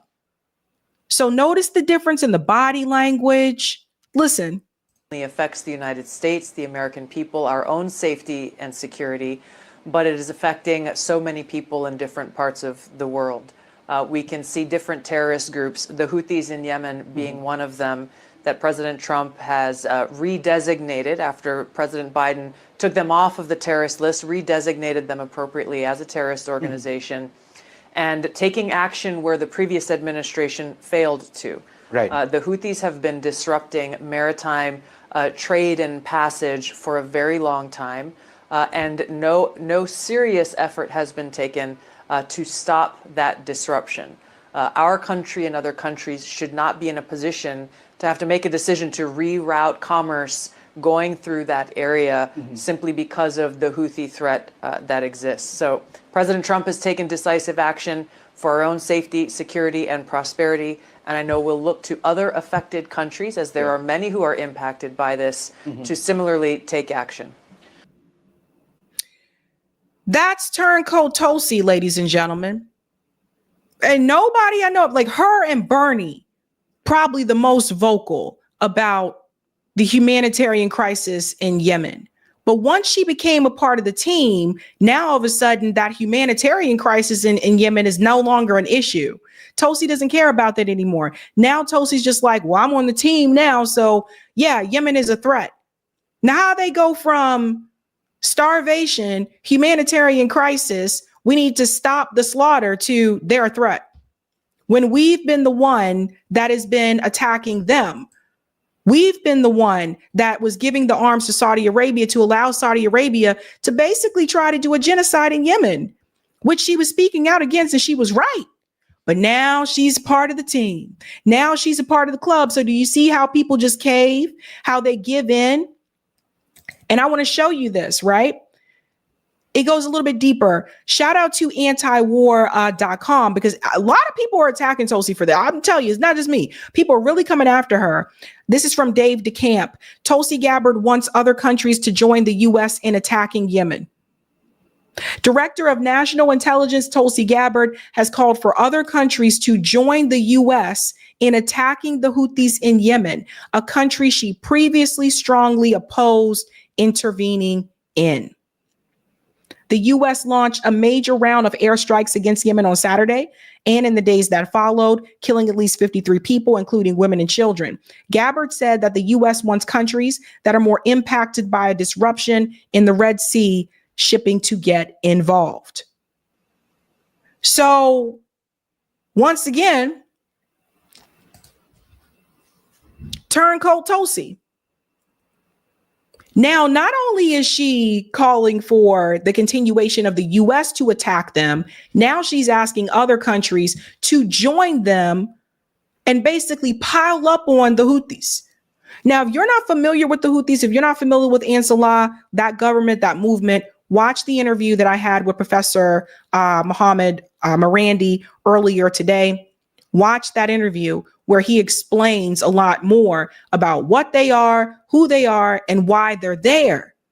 Let's all remember the Houthis, the reason why they implemented the blockade is because of the genocide in Gaza, because of the starvation as well. Remember, they stopped and then they ramped it back up to block again because they were starving the people again. Israel decided they were going to starve Gaza again. So Tulsi, in her action, is doing the bidding of Israel and the Zionist lobby. That's what people have to fully get here. So all of a sudden, everybody should be calling her out. Anybody who supported Tulsi, and by the way, I did not support Tulsi. Anyone who supported Tulsi should be calling this out to her face. This woman spoke at the Rage Against the War Machine rally. Do people remember? Do any of you in the chat, if you went to the Rage Against the War Machine rally in DC, tell me in the chat, say I went. If you watched it, tell me in the chat you watched it. I was there. This woman stood right in front of me at the Rage Against the War Machine rally. Stop these wars, end the regime change wars, and we've got to stop doing this and stop doing that. Tulsi Gabbard did. I'm seeing some comments here. Okay, some of you watched it. Okay. Yeah, so some of you remember. You remember the Rage Against the War Machine rally, right? Okay, so, and this is why and I can see organizers, people who may have organized that event, for example, probably getting very angry because they picked her as a speaker. And then you make the organizers look foolish with your statements today. But she's not alone. And I want to show you something else here. I want to show you what Human Rights Watch said about Yemen. The latest rounds of Saudi UAE-led attacks target civilians. So this was in 2022, right? This was Yemen. Do you see this? That's what Yemen was look like. Yemen, they was really trying to just slaughter, destroy this place. They were trying to make Yemen uninhabitable, right? So I want to tell you what they said. Let me get to this part here. After 8 years of conflict that has turned life for Yemen civilians into a disaster zone, the situation only seems to get worse. That's coming from Lama, who is the Executive Middle East and North Africa Director of Human Rights Watch. For UN-backed peace negotiations to be successful, the results need to be durable, which requires placing justice for past atrocities at the core of any peace argument. So, what you saw here, again, this was the Human Rights Watch, because that's how bad things were in Houthi. So look, I want to show you this. Notice they mentioned the Houthi forces, right? So I'm showing you this for a reason. The Houthis were around back then. The Houthis been around. I mean, you can't do this to these people and expect them just to live in like just rubble, like nothing, and just say, here, have at it. But she's not alone. Bernie Sanders also has just become a turncoat on Yemen. Look at this. In 2022, today I withdrew my consideration by the U.S. Senate, my war powers resolution, after Biden administration agreed to continue working with my office on ending the war in Yemen. So in 2022, for those who may not be aware, Biden apparently had some words with Bernie Sanders and told him not to bring that resolution to the floor. Bernie Sanders had a resolution to end the weapons and, the attacks in Yemen, and called it a humanitarian crisis, which rightfully so. But Biden tapped him on the shoulder and told him, don't do it. Don't bring it to the floor. So that never happened, right? but he was one of the people like Tulsi that was calling it out. Now, and I want to bring this up as well. In 2024, Bernie Sanders backs U.S. attack on Yemen. So you see how he changed too, how he pivoted? On Sunday, the 100th day of the U.S.-Israeli war on Gaza, Bernie Sanders appeared on CNN's State of the Union program and declared his support for attacks by the U.S. and Britain on Iranian-backed Houthis in Yemen. The ongoing attacks, which began on January 11th, mark a major escalation of the U.S.-led war in the Middle East and prefigure a direct attack by Washington on Iran. So he also flipped. The point is this. Even when it comes to foreign policy, I still expect you to do your job. When you call something a humanitarian crisis, Tulsi, and also Gabby, Bernie, when you call something a humanitarian crisis and you say that these people are starving, these people they have nothing left there, we have to stop this, we have to stop attacking these people. And then depending on whoever is giving you whatever opportunity so that you can continue your political career, you decide to flip on those people who are being killed. Nah, man, that's a problem. You're not doing your job. You're doing the bidding of Israel. You're doing the bidding of the donor class. You're doing the bidding of them. There's no way in hell. If you guys look on Google, there's no way in hell. And you Google pictures of Yemen, there's no way you can look at that and tell me that wasn't a humanitarian crisis. But here's Tulsi, flip-a-roo, flip, flip, flip, flop, flop-a-roo. Tulsi Gabbard goes from endorsing Bernie Sanders in 2016 over Hillary Clinton, which was the right thing to do, and I still stand by that. She goes from that to running for president in the Democratic Party, then turning around and endorsing Joe Biden because we can't get Donald Trump. Let me endorse Joe. So you went from endorsing Bernie to endorsing Joe to then joining Donald Trump's administration. It's opportunity. It's disgusting. I told you guys about her for quite some time. And I remember the first time I criticized Tulsi Gabbard on the show, I remember some people in the chat were like, don't talk bad about Tulsi. That was 3 years ago. The first time I criticized Tulsi Gabbard. And you know what? I said, watch, you'll see. Now more people are starting to see that she's a turncoat. Such a shame, man. Such a shame. Oh my God. Let me go to the comments here. Max, I campaigned for Tulsi. Oh, she is a flat out liar. She said the WEF just nominates anyone for Young Global Leader. You have to complete a 5-year program at Harvard Kennedy School in order to even apply. Interesting. I'm sorry, Max. I'm so sorry. Shout out to Alayden who just gifted 1 Sabby membership. Thank you. And thank you, Miss Geek with an Edge. She may have changed her view now that she is in charge of intelligence. She knows the secrets. There you go, that part. Tia said Sanders has just become a turncoat. Wasn't he always one? Good point. Good point. All right. All right, guys, we're doing really well on time. I like it. All right, go ahead and smash that like button. Thank you. If you're new, don't forget to like, sub, and share. And we're going on to our next story. Hey. Now is the time to, wait, is this the funny story? Oh no, this ain't the funny story. Okay, don't laugh yet. Sorry, I was going to say now's the time to laugh, but it's not the time yet. You definitely don't want to laugh at this one. Okay. There is a town in Ohio where the community has decided to take matters into their own hands. It is a Black community in Ohio. You guys have got to see this. And I hope more people talk about it. I know JB talked about it earlier today on RBN as well.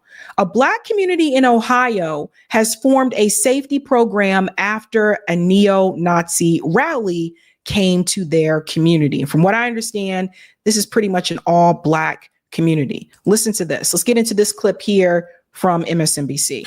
Turn now to one community in Ohio, which is now the center of a growing national debate about civil rights, hate speech, and the Second Amendment.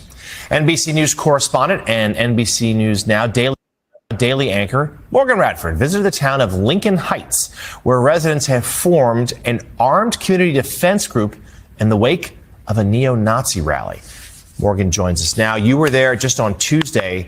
What did the residents tell you about what's going on? Yeah, I was there just this week. John, it was fascinating because what's interesting is that this town was founded during the Great Migration back in the 20s as a refuge for Black citizens, which is why it was especially painful when neo-Nazis suddenly appeared in this 3,000-person majority Black town. But they decided to fight back, taking up arms and patrolling their own streets. Now they're at the center of a much larger debate about protection and free speech and who gets it. These aren't police officers or soldiers. They're business owners, their fathers, their sons, daughters. These are civilians, members of the Lincoln Heights Safety and Watch program. It's a duty. Okay, let's go. The duty, protecting their neighborhood, the majority Black village of Lincoln Heights, Ohio. Ain't nobody scared of you. After neo-Nazis held a rally here last month, carrying rifles, waving swastikas, and hurling racial slurs, just moments before children were let out of school. Now, let me show you something. If we go back here, right? Notice how they're helping the kids cross the street. Like, look at this. Watch this. Safety and Watch program. It's a duty. Okay, let's go. The duty, protecting their neighborhood, the majority. You see this? Okay, so let me say something here, folks. Here's the thing. Yeah, man. I'm all for that. Protect your community, protect your neighborhood. And it reminds me of what the Black Panthers did. I'll get into that in just a little bit more. But protect your community, protect your neighborhood. Damn sure well protect those damn kids, right? This is what we should be doing. We should be working together as a community. We were talking about this earlier. How many of you know your neighbors? Everybody's always on their phones. Everyone's always on, like, you know, I think some people spend more time on Twitter and social media than they do face to face with people in real life. How many of you know people in your community? Like, this is what we should be doing, protecting and looking out for our communities. That's what I'm talking about, especially since this happened. 40 Black village of Lincoln Heights, Ohio. Ain't nobody scared of you. After neo-Nazis held a rally here last month, carrying rifles, waving swastikas, and hurling racial slurs, just moments before children were let out of school. At the time, law enforcement officials said the neo-Nazis did not break any laws, but an investigation by county prosecutors is ongoing. Weeks later, the KKK came with these flyers. First African American. So this happened. I want to tell you guys something. You see these flyers? I'm trying to get a picture of it so you can see it. Hold on. County prosecutors is ongoing. Weeks later, the KKK came. The flyer says, "Leave now, self-deport, and avoid detention. Americans on guard." So look, there were similar flyers that were distributed here to towns in Massachusetts too. I don't know if I've mentioned this on the show before, but that has happened here as well. I don't want people to think this is only happening in like a red state, because Ohio used to be swing state, but a red, whatever. It's happened here in Massachusetts. So the police have not intervened, right? What did I tell you? The police they rarely stop crime. They solve 0.02% of crime, right? So of course, they had the right idea. Yo, we got to protect ourselves. This is an all Black community, and there's neo-Nazis that show up to march in their community. And then next thing you know, you have the KKK dropping off flyers in that community as well. Hell yeah, you better protect your community. Hell yeah. Let's continue. With these flyers. First African American community above the Mason-Dixon line of Safety and Watch Group spokesperson Durrance Daniels says the police did not do enough. which was more chilling because the town was founded in the 1920s as a safe haven for Black residents. Lincoln Heights is our home. If somebody broke into your home, you call the police, and the police says, you know, if they do it again, we haven't broken any law, so we're just going to allow them to break into your home again. What would you do? Are you worried at all that having a potentially armed response could just create more friction, create more danger? I'll answer that by saying I've never felt safer as a Black man in my community than I have right now. The mayor of Evendale, which... Let me pause, because I have something to say about the statement that Miss Ma'am just made. She said, are you worried that the armed response will actually make things worse, right? First of all, it's their community. They live there, right? And this is where I may differ from others, some others on the left that are against the second. I'm not against the Second Amendment. I've said on this show multiple times, I believe you have a right to protect yourself. And some of my fellow leftists, they have said before, just get rid of, no, everyone's guns should be taken away. Okay. And the police can still have guns. Get out of here. I don't believe that. I believe in people having the Second Amendment. I believe in people having the right to protect themselves. So that's where I differ from some of my other lefty comrades. But that's their community, right? You know, I mean, do you go to other towns and ask all the other people who have guns and things like that, like on their porches or whatever? Some of you don't know, like some of us have lived in the country. Some of us have lived in the country. Some have lived in the city. Some of us have lived in the country where everybody has a gun. So do you go to those towns and ask those people, are you worried that no. I couldn't believe she asked that question. Like, come on, man. I've never felt safer as a Black man in my community than I have right now. The mayor of Evendale, which oversees the police force that responded that day, said in a statement to NBC News, our emphasis on de-escalation and public safety resulted in the incident's resolution without injuries to any of the persons involved. Come on. But residents here say they can't afford to wait. Every day, the Safety and Watch group escorts children to school and patrols the streets. Why do you all wear masks? Those Nazis, we have reports of them finding our backgrounds, so we're not hiding ourselves from the residents, but we're protecting our family from what we're doing out here. While many local... So, wrong question. She's asking them, why are you wearing a mask, right? And he said, well, we're wearing a mask because some of those Nazis have had ways of finding out our information. And then I guess probably coming after contacting their employer or whatever. Again, this is their community. This is their neighborhood, right? So instead of asking, why are you wearing a mask? I feel like it almost kind of came across to me like an interrogation. Like, why? I felt like she was interrogating them. They're not doing anything wrong. It's their community. And there are people who came into their community to threaten them. So you asking the wrong questions. It gives me cop-like vibes. Like, I don't like it. Why are you wearing a mask? Don't you think armed resistance is probably a problem? So should they wait for something to happen? Should they? The question should be to those groups, why are you coming into this Black community and terrorizing these people? But no, it's let me ask you why you wearing a mask. Okay. So we're not hiding ourselves from the residents, but we're protecting our family from what we're doing out here. While many locals do support the security group, some, like business owner Eric Ruffin, say they wish the group wasn't needed. We don't want to become what we hate. You know, we don't want to become a group of people that walk around feeling like we have a reason in America to have to protect ourselves.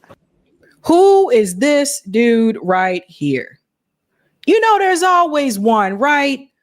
There's always one that has to say the dumbest thing that I could ever. Of course, they would go to him and put him on camera. We don't want to become what we hate. What? Protection? What are you talking about? It just, we don't want to become what we hate. What are you talking about? They're protecting themselves. Do you go to other communities? I said this before again. For those of us who have lived in the country where everybody got a gun, whether it's a hunting rifle or what, do you go knock on their doors and ask them why they all got guns? Do you ask these questions? No. We don't want to become what we hate. They're not even the same category. There's defense and there's offense. There's defense and there's offense. They are defending themselves. Should they wait for something to happen to then say, oh, maybe we should start a safety group? No, they're trying to prevent it, which is something that the cops aren't trying to do. But you always got one, man. You always got one guy that's just gotta just come with this bullshit. Like, we have a reason in America to have to protect ourselves. And this community Stand up. is not backing down. We contacted the mayor of Evendale's office, and they say that prosecutors are looking at body camera footage of the neo-Nazi rally to see if any criminal charges could be filed. But meantime, the Hamilton County Sheriff is also calling on state lawmakers to pass legislation making it a crime to wear a mask with the purpose of intimidation while open carrying, guys. So, Morgan, let me ask you, one of the people you interviewed there, a young man, said he's never felt safer in his community than he does now. So this could have an impact nationwide, things like this. I mean, there is a contagion factor in safety. People always seek it. What did the mayor or anybody that you spoke to think about the contagion factor? Durance, I don't want to speak for him, but after my conversation with him, I feel like I could confidently say he would say the contagion factor has already happened. Because when I asked, is this a reaction to a local moment or a national movement? And he said, look at January 6th. He said, you already have people felt emboldened to come here locally because of what they saw nationally. If you can hang from the building of the hallowed halls of the Capitol and then be pardoned, not be prosecuted, why don't you think you can come to a small village of African Americans, only 3,000 people? Stop. Because you see, they had to find a way to make this political, right? So let me just say this right here. That has been happening long before January 6th. When I went to the University of South Carolina, there were neo-Nazis and Klansmen that marched through the streets of downtown Columbia in front of the State House, and they gathered there in front of the State House. That has happened multiple times in Columbia, South Carolina. It is really not news there because it's happened so many different times. This has happened in Georgia. This has happened in Texas. It happened here in Massachusetts when even David Duke and neo-Nazis marched through Boston. This was long before January 6th. They had to try to find a way to make this political instead of calling it out for what it is. They are going into that community to terrorize those people, to make them feel intimidated, to make them afraid so that they'll leave.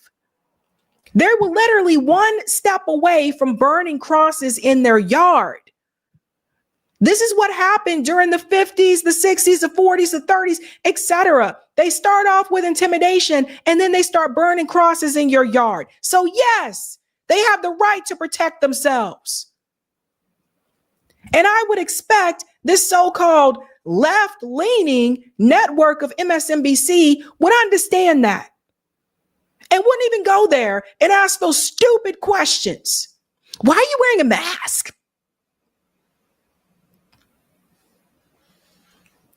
A couple years ago, they were telling us that we had to. Now they're saying, why are you wearing one? The buffoonery of it all. Now I'll show you what the Black Panthers did. Because I want people to see this, that the Black Panthers, they knew they had to protect their community. 1966, Black Panther Party, the 10-point program. And I want to drop down to number 7, right? Because remember, there was the same type of hostility against the Black Panthers.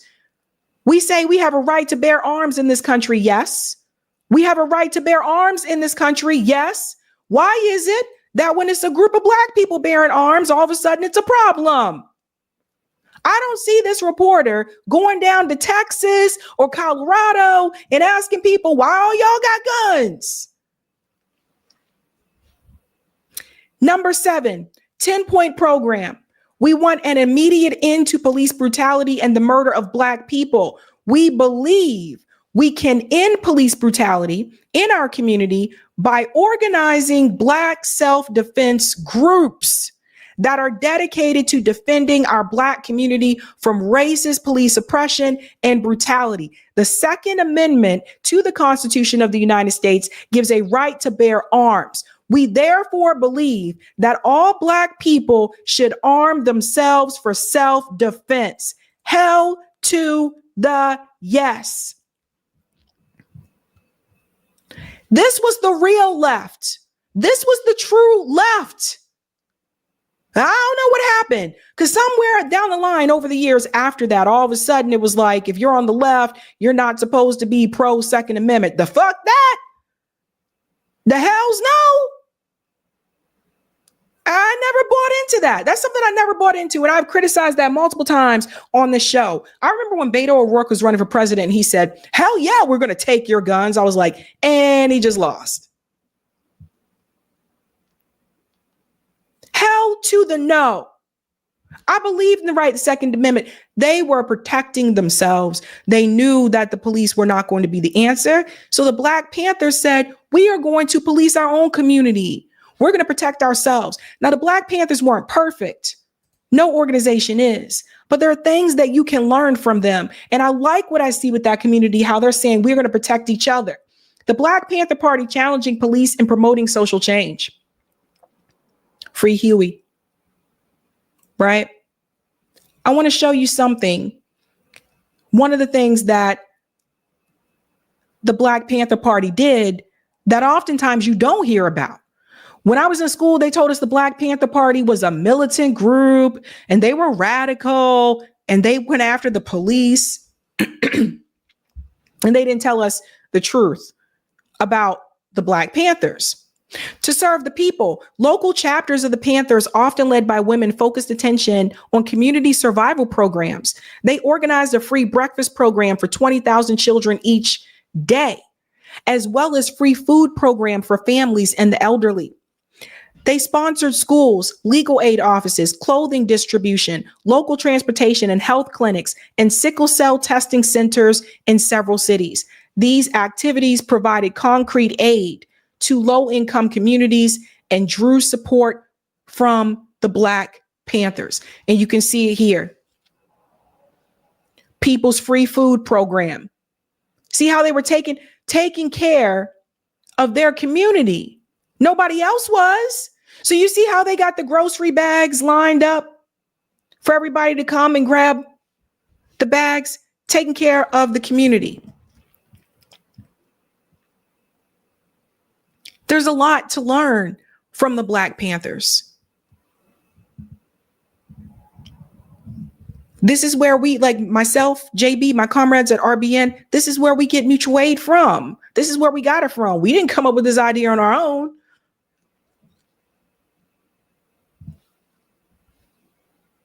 Because they knew that was the answer.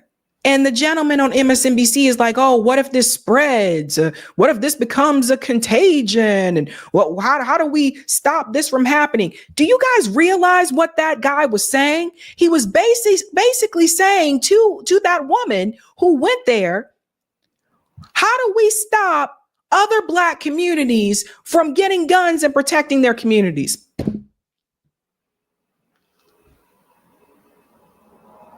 That's what this man was saying. This is what this guy was talking about, okay? That's what this guy was talking about to this woman. How dare you say these things? And to looking at this guy right here.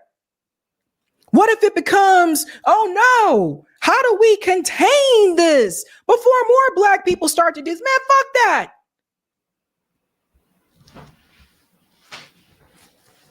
You don't hear him say this about other people. You don't hear him say it, oh man, how do we stop all the white people in the country from getting all these guns? Everyone pay attention to the message that is in front of you from corporate media. Pay attention to what they're really saying to you. So even this left-leaning MSNBC still only wants Black people to have certain rights and still wants Black people to stay in their place.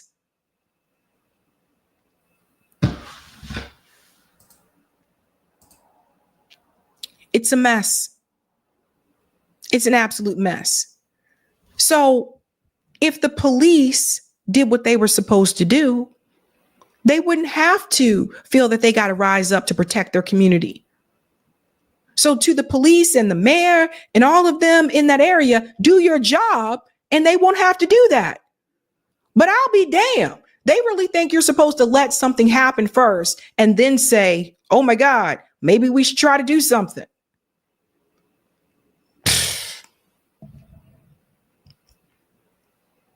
Crazy. Let's go to some of the comments here, ladies and gentlemen. Oh, shout out to Pastor Wheeler, says Bromley Hall. Excuse me 1 second. His sneeze. Bromley Hall in Boston was one of the places that we received free breakfast, but now it's gone. Yep. This is true. Thank you, P. Smith. POC in Hawaii wear a lot of flip-flops. Colin Larry, I bet the Neos were funded by AIPAC to cause more fear and sympathy for them. Oh, that is always an idea. Thank you, Chuck. Can I say our Congress and White House are owned by Zionists? Israel is a terrorist state. Make Palestine Palestine again. On this show, absolutely. I can't speak for other shows, but on this show, absolutely. Thank you so much. Thank you, Cougar Lady. Sabby, we love you. Today's Black America ain't yesterday's Black America. We are wild. Thank you, New York Varsity. Try that in a small town like Flatbush Ave, Brooklyn. Nazis would find out quick. Cowards, equal rights, equal lefts. And thank you, Roger. Sab, we will back. Show them the book. Also, Rockfin. The book isn't in here, so I can't show them. But Roger got me a book for my birthday with that title. Thank you, Oh My Days. Why do the KKK wear masks? Why she not asked that? Thank you, Dwayne. That Karen questioning people is just realizing the Second Amendment also applies to Black folks. Thank you, New York Varsity. Let someone pass out leaflets that says, go back to boop. It's time we looked after our own Americans, which includes African Americans. Thank you, Baby Ethernet. Reporter and Mustache Man are giving anti-nuance. Thank you for this one. The contagion discourse is so dehumanizing. And thanks, Trash Panda. Abolish the ATF and NFA. Thank you. All right, let's pull in Rockfin. Thank you, Roger, for the tip on Rockfin. Tulsi and Hillary, beware that when fighting monsters, you yourself do not become a monster. For when you gaze long into the abyss gazes also into you. Frederick W. Meeks. Thank you. All right, guys, we have one more story and then we're going to do call in. So yeah, pumped for that. Hey.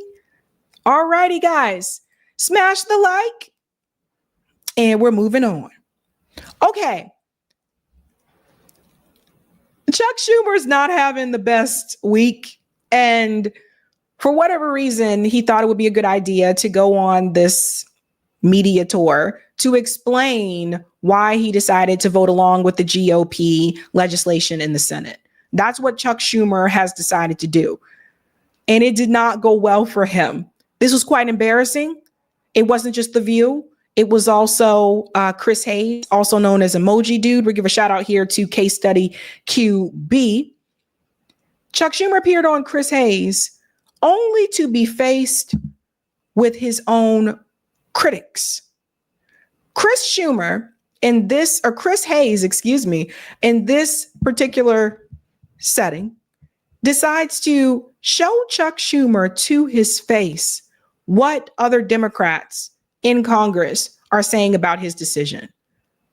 Talk about embarrassing. Let's get into it. About it. Well, let me just I want to sort of pivot it a little to more of a tactical decision, because there was something that happened here that doesn't normally happen, which is they knew they needed Democratic votes and they cut you out entirely. Entirely. Now, when that has happened before, Republicans have filibustered successfully and forced Democrats to the table. And so just purely at the level of how the tactics brought us to this point, I want to play some of the criticism, again, not from like backseat drivers or not from me on cable news, but people like Hakeem Jeffries or Nancy Pelosi. Take a listen. Look, Chuck and I disagreed as it relates to the approach and outcome. I think there is a deep sense of outrage and betrayal. And this is not just about progressive Democrats. This is across the board, the entire party. I still support Senator Schumer as leader, but I think the only way that we are going to be effective as a caucus is if we change our tactics. I would have liked to see, when Chuck Schumer had leverage here, to say we need A, B, C, and D for the Democratic Party and force the Republicans to meet him halfway on those issues. I myself don't give away anything for nothing. And I think that's what happened the other day. They said. So mark my words, ladies and gentlemen, Chuck Schumer is taking notes, right? He's all of those people that they're showing him to his face. Chuck Schumer is taking notes and he's like, okay, AOC, Hakeem, Nancy. Oh, you almost out of there anyway. Who else? Shapiro. We're going to make sure we put up money against you. He taking notes, mental notes, but it's embarrassing. Like he's shown this to him his face. Okay, he said leverage. I think it was the governor. And Nancy Pelosi said, I myself don't give away anything for nothing. I think that's what happened. The only leverage we had, they weren't going to negotiate with us. So there were two choices only. It would be nice if we had a third choice. We tried to get that third choice with the 30-day extension that Patty Murray tried to get some more moderate Republicans on the Appropriations Committee to go along. They wouldn't. So we were faced only the Senate. Not the House. They had it a little easier because they could vote no against the CR and not cause a shutdown. Right. But in the Senate, the only two choices were these choices, period.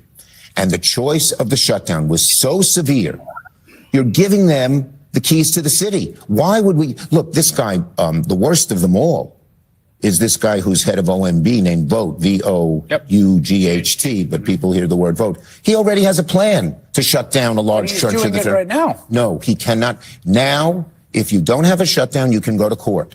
Right. And we've had some successful results in the courts. A lot of the judges we put in, Chris, you know, the 235, we've won about 85% of the cases. Shutdown, no court. They make the decision and they can make it quickly, easily, and across the whole federal government, not just the things that were in the CR. But here's. So listen up, Chucky Boo. People aren't buying this, bud. People are not buying this. Do you know how many people have contacted me privately and told me that they're done with the Democratic Party now, like for real? People are not buying this because the problem that Chuck Schumer and the Democrats have is that they're trying to play by the book when your opposition is not playing by the book. And at this point, you going along with them. So you ain't really got no opposition like you think you do. You're trying to play by the book. It's like, I don't know. It's like knowing that your sports rival, knowing that they got your playbook and they made copies of your playbook and they know all your plays and all the tricks and they're going to use all these tricks against you. And you're still kind of like, let's just do things by the book. And you still expect to win. You know, I had to bring in sports, you guys. What a clusterfuck of a government. You guys know I had to bring in sports, right? Like, why people are not falling for this? The only one buying this is Chuck, okay? Even Emoji Dude in this discussion is not buying it. That's why he's looking at you funny. He got to show you the people that disagree with you to your face. Embarrassing. There have been calls for Chuck Schumer to resign. Calls for him to resign. To me, my understanding of the critique that's broader than the specifics here, which is about the level and depth of crisis we're in and the appropriate tactics to meet them. And so what I think people think is, first of all, we all know the Senate functions on unanimous consent. It's how anything happens. We've watched real pains in the butt, Tommy Tuberville, basically bring the place to a halt. Just denying unanimous consent because he was mad the Department of Defense might somewhere pay for a portion, right? The idea of how cataclysmic that shutdown, I hear what you're saying. But what I'm hearing from people, and there's a lot of them, is right now, a crisis is happening unlike anything the Republic has faced, maybe since even the Civil War. Most Americans don't quite grasp it. And it's your job as the most powerful Democrat to use whatever tactics you have to communicate that. And by going along with this, you have missed this opportunity to tell the nation just how bad it is. There's only one choice to going along with it. Shut down. We have to pick the fights, and I want to fight Trump as much as anybody and stop him and not give Republicans sucker help. No, you don't. Let me tell you something, all right? Chuck and Trump go way back. Chuckaboo and Trump go way back. They're old school New York guys. Come on, man. Donald Trump has donated to Chuck Schumer before. Get out of here, man. Get out of here. The mask is off, okay? Even people who were still willing to give you a smidgen of a chance are now looking at you like, what the hell? I didn't seen it all. Seen it all. The mask is off. They're buddies. They're bros. They're pals. A lot of this that you guys are seeing is theater, okay? So these two parties pretend to be in opposition of each other so that they can maintain the status quo. That's really what it's about. Prevent you going towards any type of real left policies, which are policies for the working class. Prevent you any of that happening. So they pretend to be in opposition of each other. It's a chess game. But now, because the mask is falling off, it's more like checkers. We starting to see pictures of you guys buddy outside of DC, okay? So we seeing these images of you guys being pals, buds. It's bullshit. It's absolutely ridiculous. Everyone can see through this. Stop it with, well, then the government just would have shut down. Then that motherfucker would have shut down. It wouldn't have been the first time. Why is Chuck Schumer acting like, oh, the government would shut down? It'll be a disaster. You know how many times the government is shut down?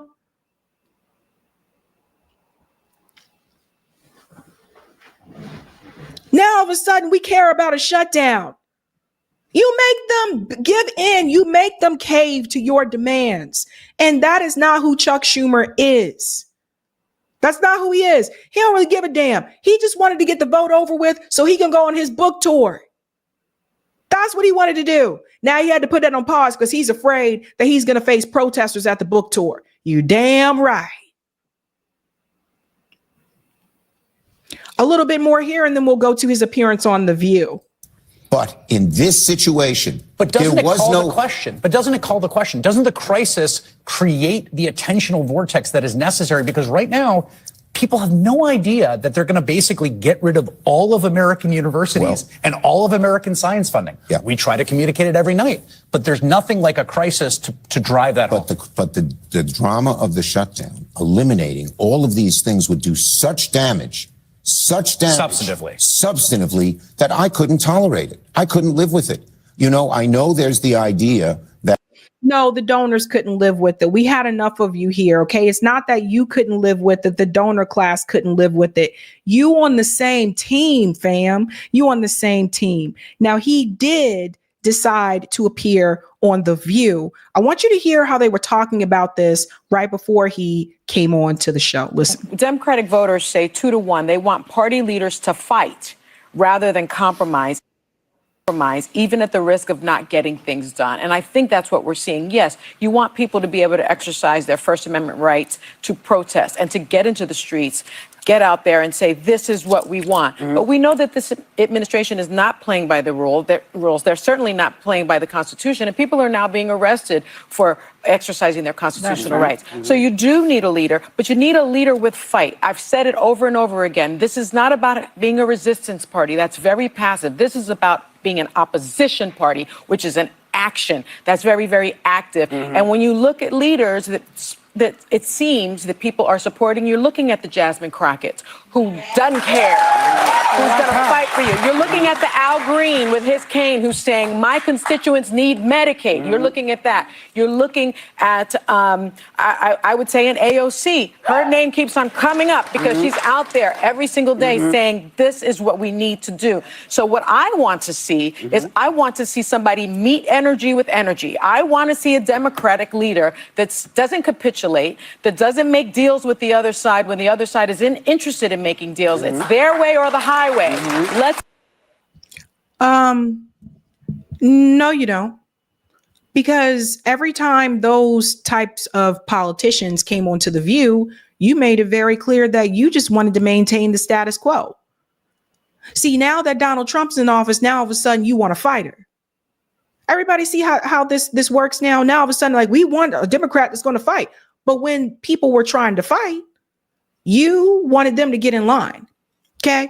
You guys were sitting up there telling people to vote for Kamala Harris. Did Kamala Harris look like a fighter to you? If she was in a room, if she was in a ring, she would have to bob and weave. Kamala Harris did not look like a fighter.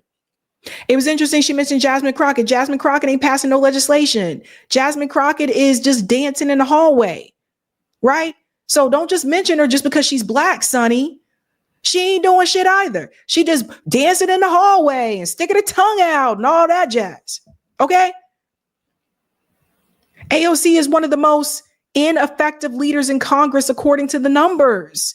I'm not making this up. It's the data. You can Google it for yourself. But it's just interesting to me that now all of a sudden it's okay to have someone who wants to fight.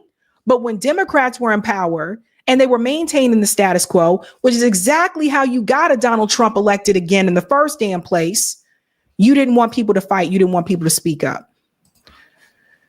See a leader that's willing to fight. Okay. So I break a little bit with Sonny on that. And I think this is the infighting you're seeing on the left. I'm an independent, but I'm a left-leaning independent. So when I look at this fight, there's about 65%, like Sonny, who want the resistance, the fight, at the expense of getting nothing done. That just does not track in my mind. 32%. Why is it at the expense of getting nothing done? done? They're saying they would fight even at the expense of seeing nothing done. And to me, because that's... Republicans aren't good. They're going to do what they want to do. But my point here is that they're, like James Carville has said before, there's a resistance within the party that also believes strategically letting them hang themselves. Yeah. Don't get out of the way. Don't be passive. But they are hanging themselves. You've got court cases that are coming down the road of all of these 24 cases. All this stuff is happening. No. I know people are hurting, and I can relate, as Alyssa Slotkin said here, to the rage. We all share. No, you can't relate. And that, I'm sorry, that's part of the problem. No, Sarah. Sarah is basically telling you that the Democrats should just chill and just let the Republican Party just hang themselves. That's what she's saying, right? No. Because the Democrats tried to do that when Trump was in office the first damn time. No. Like, no, you should fight. And no, you don't understand. You're not poor. None of these women on this panel are working class. None of them. All these women, maybe with the exception of Alyssa, I think Alyssa might make the least. These women are millionaires. No, they don't understand. You don't understand. That's the problem.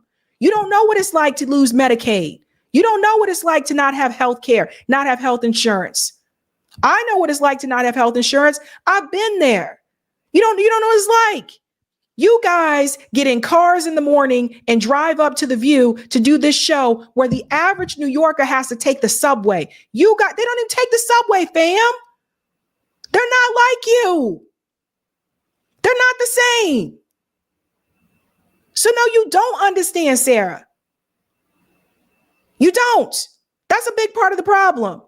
Sitting back on your hands and not doing anything is what allowed a Trump to win again in the first damn place. That's how he won again, because the Democratic Party didn't want a working class agenda. They didn't want to actually give tangibles to the working class people in this country. And Biden kept some of Trump's tax cuts. He continued some of those. That's a big part of the problem. These women get in a car. They have a driver to come pick them up and bring them to The View. in New York City, when the average person has to take the subway, they don't understand. They do not know. The anger in the reaction, but our solutions come at different angles. I am looking for everyone in DC to stop looking at it as a basketball game where we win, we lose, we fight, and they get stuff done. Yeah. Right now, the censures and the ceremonial, we have a paddle and we have a pink shirt, and they need a leader, because without a leader, they don't coalesce around the same cause. The thing Republicans did well, and they won this election because of it, is they had two clear messages. They repeated it over and over: immigration and economics, over and over again. Democrats don't have clear messaging because they stand for every damn thing. Well, I don't know about. So here's the thing. When she says that they need to get things done, so I'm going to give you the reality, and then we'll bring in the Chuck Schumer part. The reality is they're not going to be able to get anything done in the Senate for quite some time. And let me explain why. Those seats that flipped in the Senate that went from blue to red, those senators just got there. They'll be there for 6 years. I mean, Senate term isn't 2 years, it's 6. So the Democrats won't even have a chance of flipping those 2 seats back blue until 6 years from now, which means the Democrats are not going to lead the Senate for at least 6 years. I don't see them flipping any of those other seats. The other red seats are in red districts. So I don't see that happening. And I don't want to scare people, but I really got to give you the business. The reality is, I don't see the Democrats having control of that Senate for at least 6 years. So knowing what I just told you, if they're not going to have control of that Senate for at least 6 years, that means that the actions have to come from the grassroots on the outside. Now, Chris Smalls was just with us on RBN earlier today. He is trying to organize a general strike. He is going across the country doing town halls with people for a general strike. Chris Smalls is still in the fight. It wasn't just, I'm just going to unionize Amazon and just go away, right? This is why I said we need a general strike. This is why I said we need to build more worker cooperatives. This is why I said we need to expand mutual aid organizations. This is why I'm trying to tell you. So everyone write this moment down. The Democrats are not going to have control of the Senate for at least another 6 years, because the other red seats, they're not going to be able to flip because it's a red district. And some people may not tell you this, but you guys need to know. You guys need to know this. That's the reality. If something passed the House, it doesn't matter if it can't pass the Senate. So Chuck Schumer comes on and he tells this blatant lie. Listen to this. It was really never that bad until 2017. And until October 7th last year. Yeah. And all of a sudden, When the Jews were attacked. when the by Jews Hamas. were attacked by Hamas initially, and the women raped, and the little babies' heads chopped off, and all of Does everybody see what Chuck Schumer is doing? that brutally, and all of a sudden, anti-Semitism developed. It was really never that. So Chuck Schumer is on this book tour, which is what I told you. This is where his energy is really at, right? Because I told you they make more money off of these books, etc. A lot of these senators have become very wealthy and they're not trying to do anything. They just want to sit on their ass and make a lot of money. They're not there to fight. Chuck is one of them. He takes a lot of money from AIPAC as well. So keep that in mind. 2, he is spreading that lie that has been debunked multiple times over and over and over. The beheaded babies lie has been debunked, not just by independent media, but also by corporate media itself. And he goes right on to The View and he continues to spread this ridiculous lie. There were no beheaded babies on October 7th. And he continues to spread this lie, this propaganda. You guys trust this guy, man? You trust this guy? He's a Zionist. He's Israel first. You don't have a $15 minimum wage because he's Israel first. You don't have universal health care because he's Israel first. And most of them senators sitting up in there are Israel first too. That's why you don't have those things here. Even if that means that he has to continue to spread that lie. Propaganda.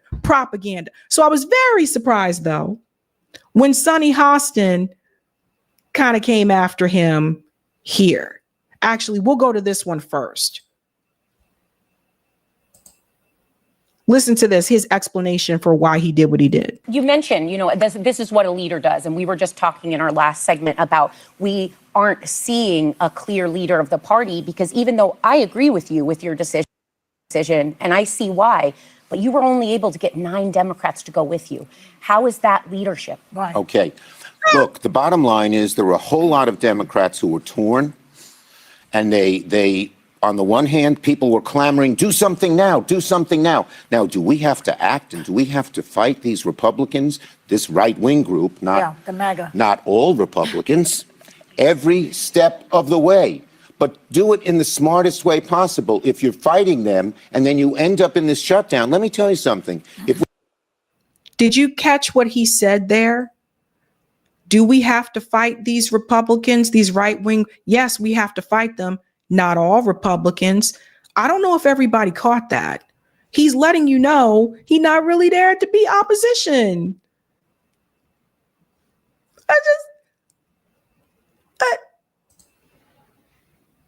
We ended up a shutdown 3 weeks from now. People would come to me and they'd say, they just cut off my Medicaid. They just got rid of my veterans benefits. Stop it. And I say, we can't, we're in a shutdown. And then they'd say to me, why did you let the shutdown happen? Yeah. So a lot of people responded to the anguish. I appreciate it. I wake up 3 a.m. sometimes, so worried about the future of the country under these oligarchs or klepto, whatever, No, you don't. You don't wake up 3 o'clock in the morning worried about the future of the country under the oligarchs, because you support these lobbies that actively have booted Democrats out of Congress. You support AIPAC. You're not mad at oligarchs. You and Trump were buds. Y'all bros, man. You're not against the oligarchy. What are you doing? What are you trying to say? He's full of it. We'll let him finish here. Oligarchs, I guess. Yes. And but you've got to find. We are fighting them tooth and nail in every way we can, but you got to fight them smart. And if you led yourself into a shutdown, which by the way, Musk, Doge, Vote, they want a shutdown. They said they wanted a shutdown. Well, and they thought we'd play into their hands. They also wanted you to vote with them. Either way, you look like a clown. Like Chuck Schumer looks like an absolute clown. And the message that people were trying to tell him is, listen, just do your job, okay? You don't have to be a football player for the New England Patriots to do your job. And as a leader in the Senate, that's what you should be focused on. That's what you should be doing. But you just cave and let's just go ahead and vote along with the Republicans. You don't see it the other way around. You don't see Republicans in Congress saying, oh man, I really hope these Democrats will be my friends. I hope I can get these Democrats to coalesce with me on legislation. And I hope we can win over some of these Democrats. It's always been the Democratic Party is trying to move over to the Republicans. The Democratic Party wants to recruit the Republicans. The Democratic Party cares so much about what the Republican Party thinks about them because they both hate the left. The true left.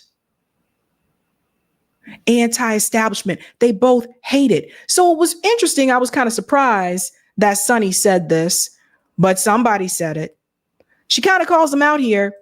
Governor Pritzker's chief of staff, Ann Caprara, has said the following. The fight going on in the Democratic Party right now is not between hard left, right, and moderate. It's between those who want to fight and those who want to cave. And it gives me no pleasure to say this to you because we are friends, but I think you caved. I think you and 9 other Democrats caved. I don't think you showed the fight that this party needs right now, because you're playing with by a rule book where the other party has thrown that rule book away. True. And so in my view, what you did. So what's interesting here is, did you guys catch that they're friends? I told you guys, it's all one big club. Did really was in supporting that GOP partisan bill that Democrats had no input in. You cleared the way for Donald Trump and Elon Musk to gut Social Security, to gut Medicare, to gut Medicaid. Why did you lead Democratic senators to play by that book that the Republicans are not playing by? Okay, first, We might, you know what? I've never done this for Sonny. I've never done it, but we might have to do it, guys. We might have to drop the beat for Sonny. I think it's time. We got to drop it.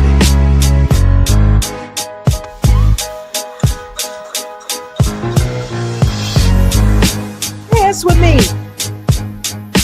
Dance with me. Do the bump. Shake the bump. Hey. Hey. I'm still mad at you, Sonny, because you told people that they should have voted for Kamala and Kamala's going to win. And none of y'all should have been pushing these candidates that wouldn't withhold weapons from Israel, these candidates that were Israel first. None of y'all should have been supporting them. But I'll give you credit for this one. I'd say, Sonny, no one wants to fight more than me, and no one fights more than me. You got to fight smart. It is not true. That bill had far less it was bad. I hated it. But it does far less damage to Social Security. Medicare, Medicaid are far more susceptible to being eliminated, which is what that horrible Musk. Can you imagine this guy Musk? Listen to this. Now he's trying to deflect to Elon Musk, right? Listen to this. This is the lesser of two evils. It was bad, but it was better than da da da da da. So this is the lesser of two evils, guys. That's why I told you it doesn't work. Billionaire saying $1,100 for a senior citizen is not necessary, But aren't or there a Ponzi cuts scheme. in that bill? There are many fewer cuts in that bill than that would be in a shutdown. But they it was still a bad exist. choice. So we got to. Yes, they exist. But You if you have to have work with two, the cards if you you have two choices, one bad, the other devastating. One chops off one of your fingers, the other chops off your arm. That's right. So I want to fight, and we are fighting. We're going to fight every day on this, every day. Today, we're fighting them on Medicaid. Tomorrow, we're going to fight them on, the next few days on tariffs. We're going to fight them on Social Security. But I want to win and fight smart. Yeah. Not just, I understand, we want to stick it to them. Okay, We're going to stick it to them and fight smart and win. Okay. So what he's really saying is that he's going to continue to do his book tour that he's, got in the wings. He's going to continue to do his book tour about anti-Semitism and this whole lie that he just sat there and said that nobody fights harder than him. You ain't fighting, bruh. You ain't fighting. I don't see you going into working class communities, trying to talk to people and trying to figure out what their needs are and what those communities have been asking for. You're not even making an appearance at any of these events that Bernie and AOC are doing, even though I know those events are to bring people back to the Democratic Party. You're not even willing to do that. This whole no one fights harder than me, you ain't really fighting for nothing. You fighting to continue to maintain your career and your status and to stay in the bubble that you're staying in. Let us not forget, a lot of these people that are in this circle with Chuck Schumer, they was loving some Elon Musk before he was on Trump's side. They was loving some Elon Musk before he took over Twitter. They were loving some Elon Musk before he decided not to be a part of their team. And now they're like, oh my God, this guy's a billionaire. He's evil. When working class people were saying that for the longest time. You didn't think he was evil, an evil billionaire, when he prevented Tesla employees from being able to unionize? You didn't think he was a problem then? No, y'all was at the same parties. You guys were sipping champagne and eating hors d'oeuvres at the same parties. All of them. They all in the same circle. The same with these women here on The View. They used to love Trump. They used to love all these people. They loved kissing their ass. They were all on the same team that we were not a part of and still not a part of. Never forget that. Because at the end of the day, regardless if a Republican or a Democrat wins, at the end of the day, those people will all still be on the same class team. Let's get the comment from Rockfin, Corey.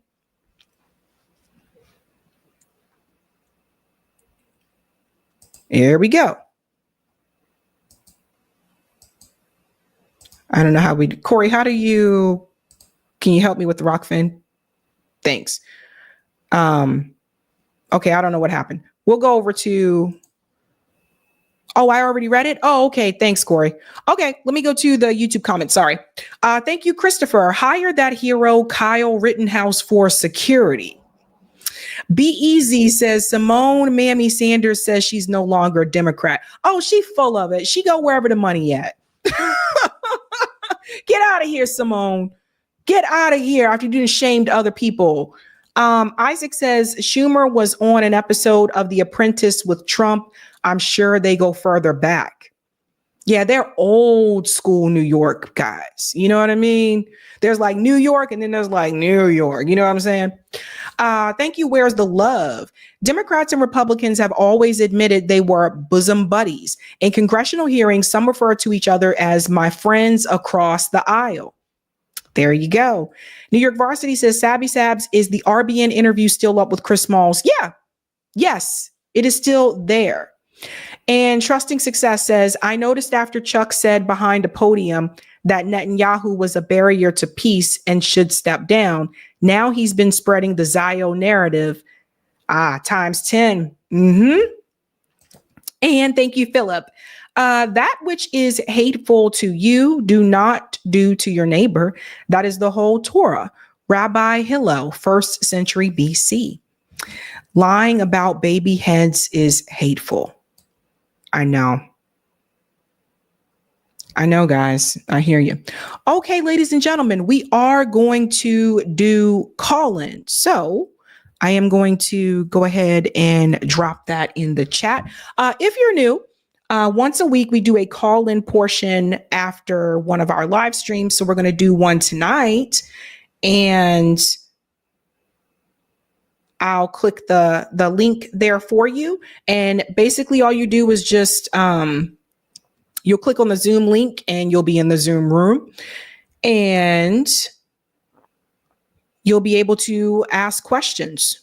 So that's just kind of how it works, just for the newbies. I mean, everybody else knows this, but if you're new, if you have questions for me, that's what call-in is for. So a lot of times people will talk about the stories we discussed tonight or other stories, etc., or just anything really. So let me grab my link. Yeah. Hey. And if you are coming into the stream after, you can get the link on sabrinasalvati.com as well. So I'm putting this link in the live chat now. It's called Sabby After Dark for the newbies. And let me grab the passcode as well, just in case. They usually don't ask for the passcode, but I put it there just in case something funky happens. Just in case something funky happens. Hey.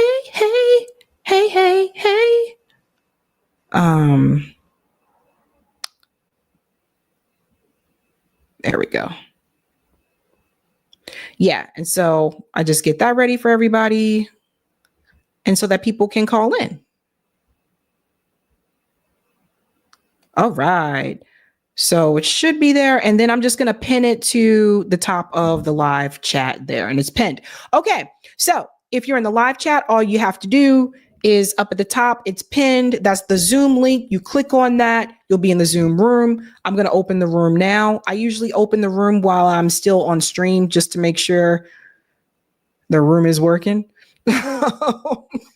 Just to make sure. All right. Okay, so the room is open, ladies and gentlemen, and the way that this works is if you want to speak, there's an option at the bottom of the screen that says raise hand. If you just click on raise hand, that lets me know that you want to talk. And that's how we do this, fam. If you come into the stream a little bit later, you can find it at sabrinasalvati.com.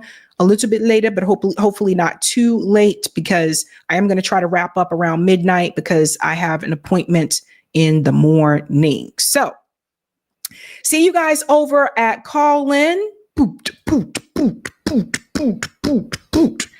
And have a good night. Keep up the fight.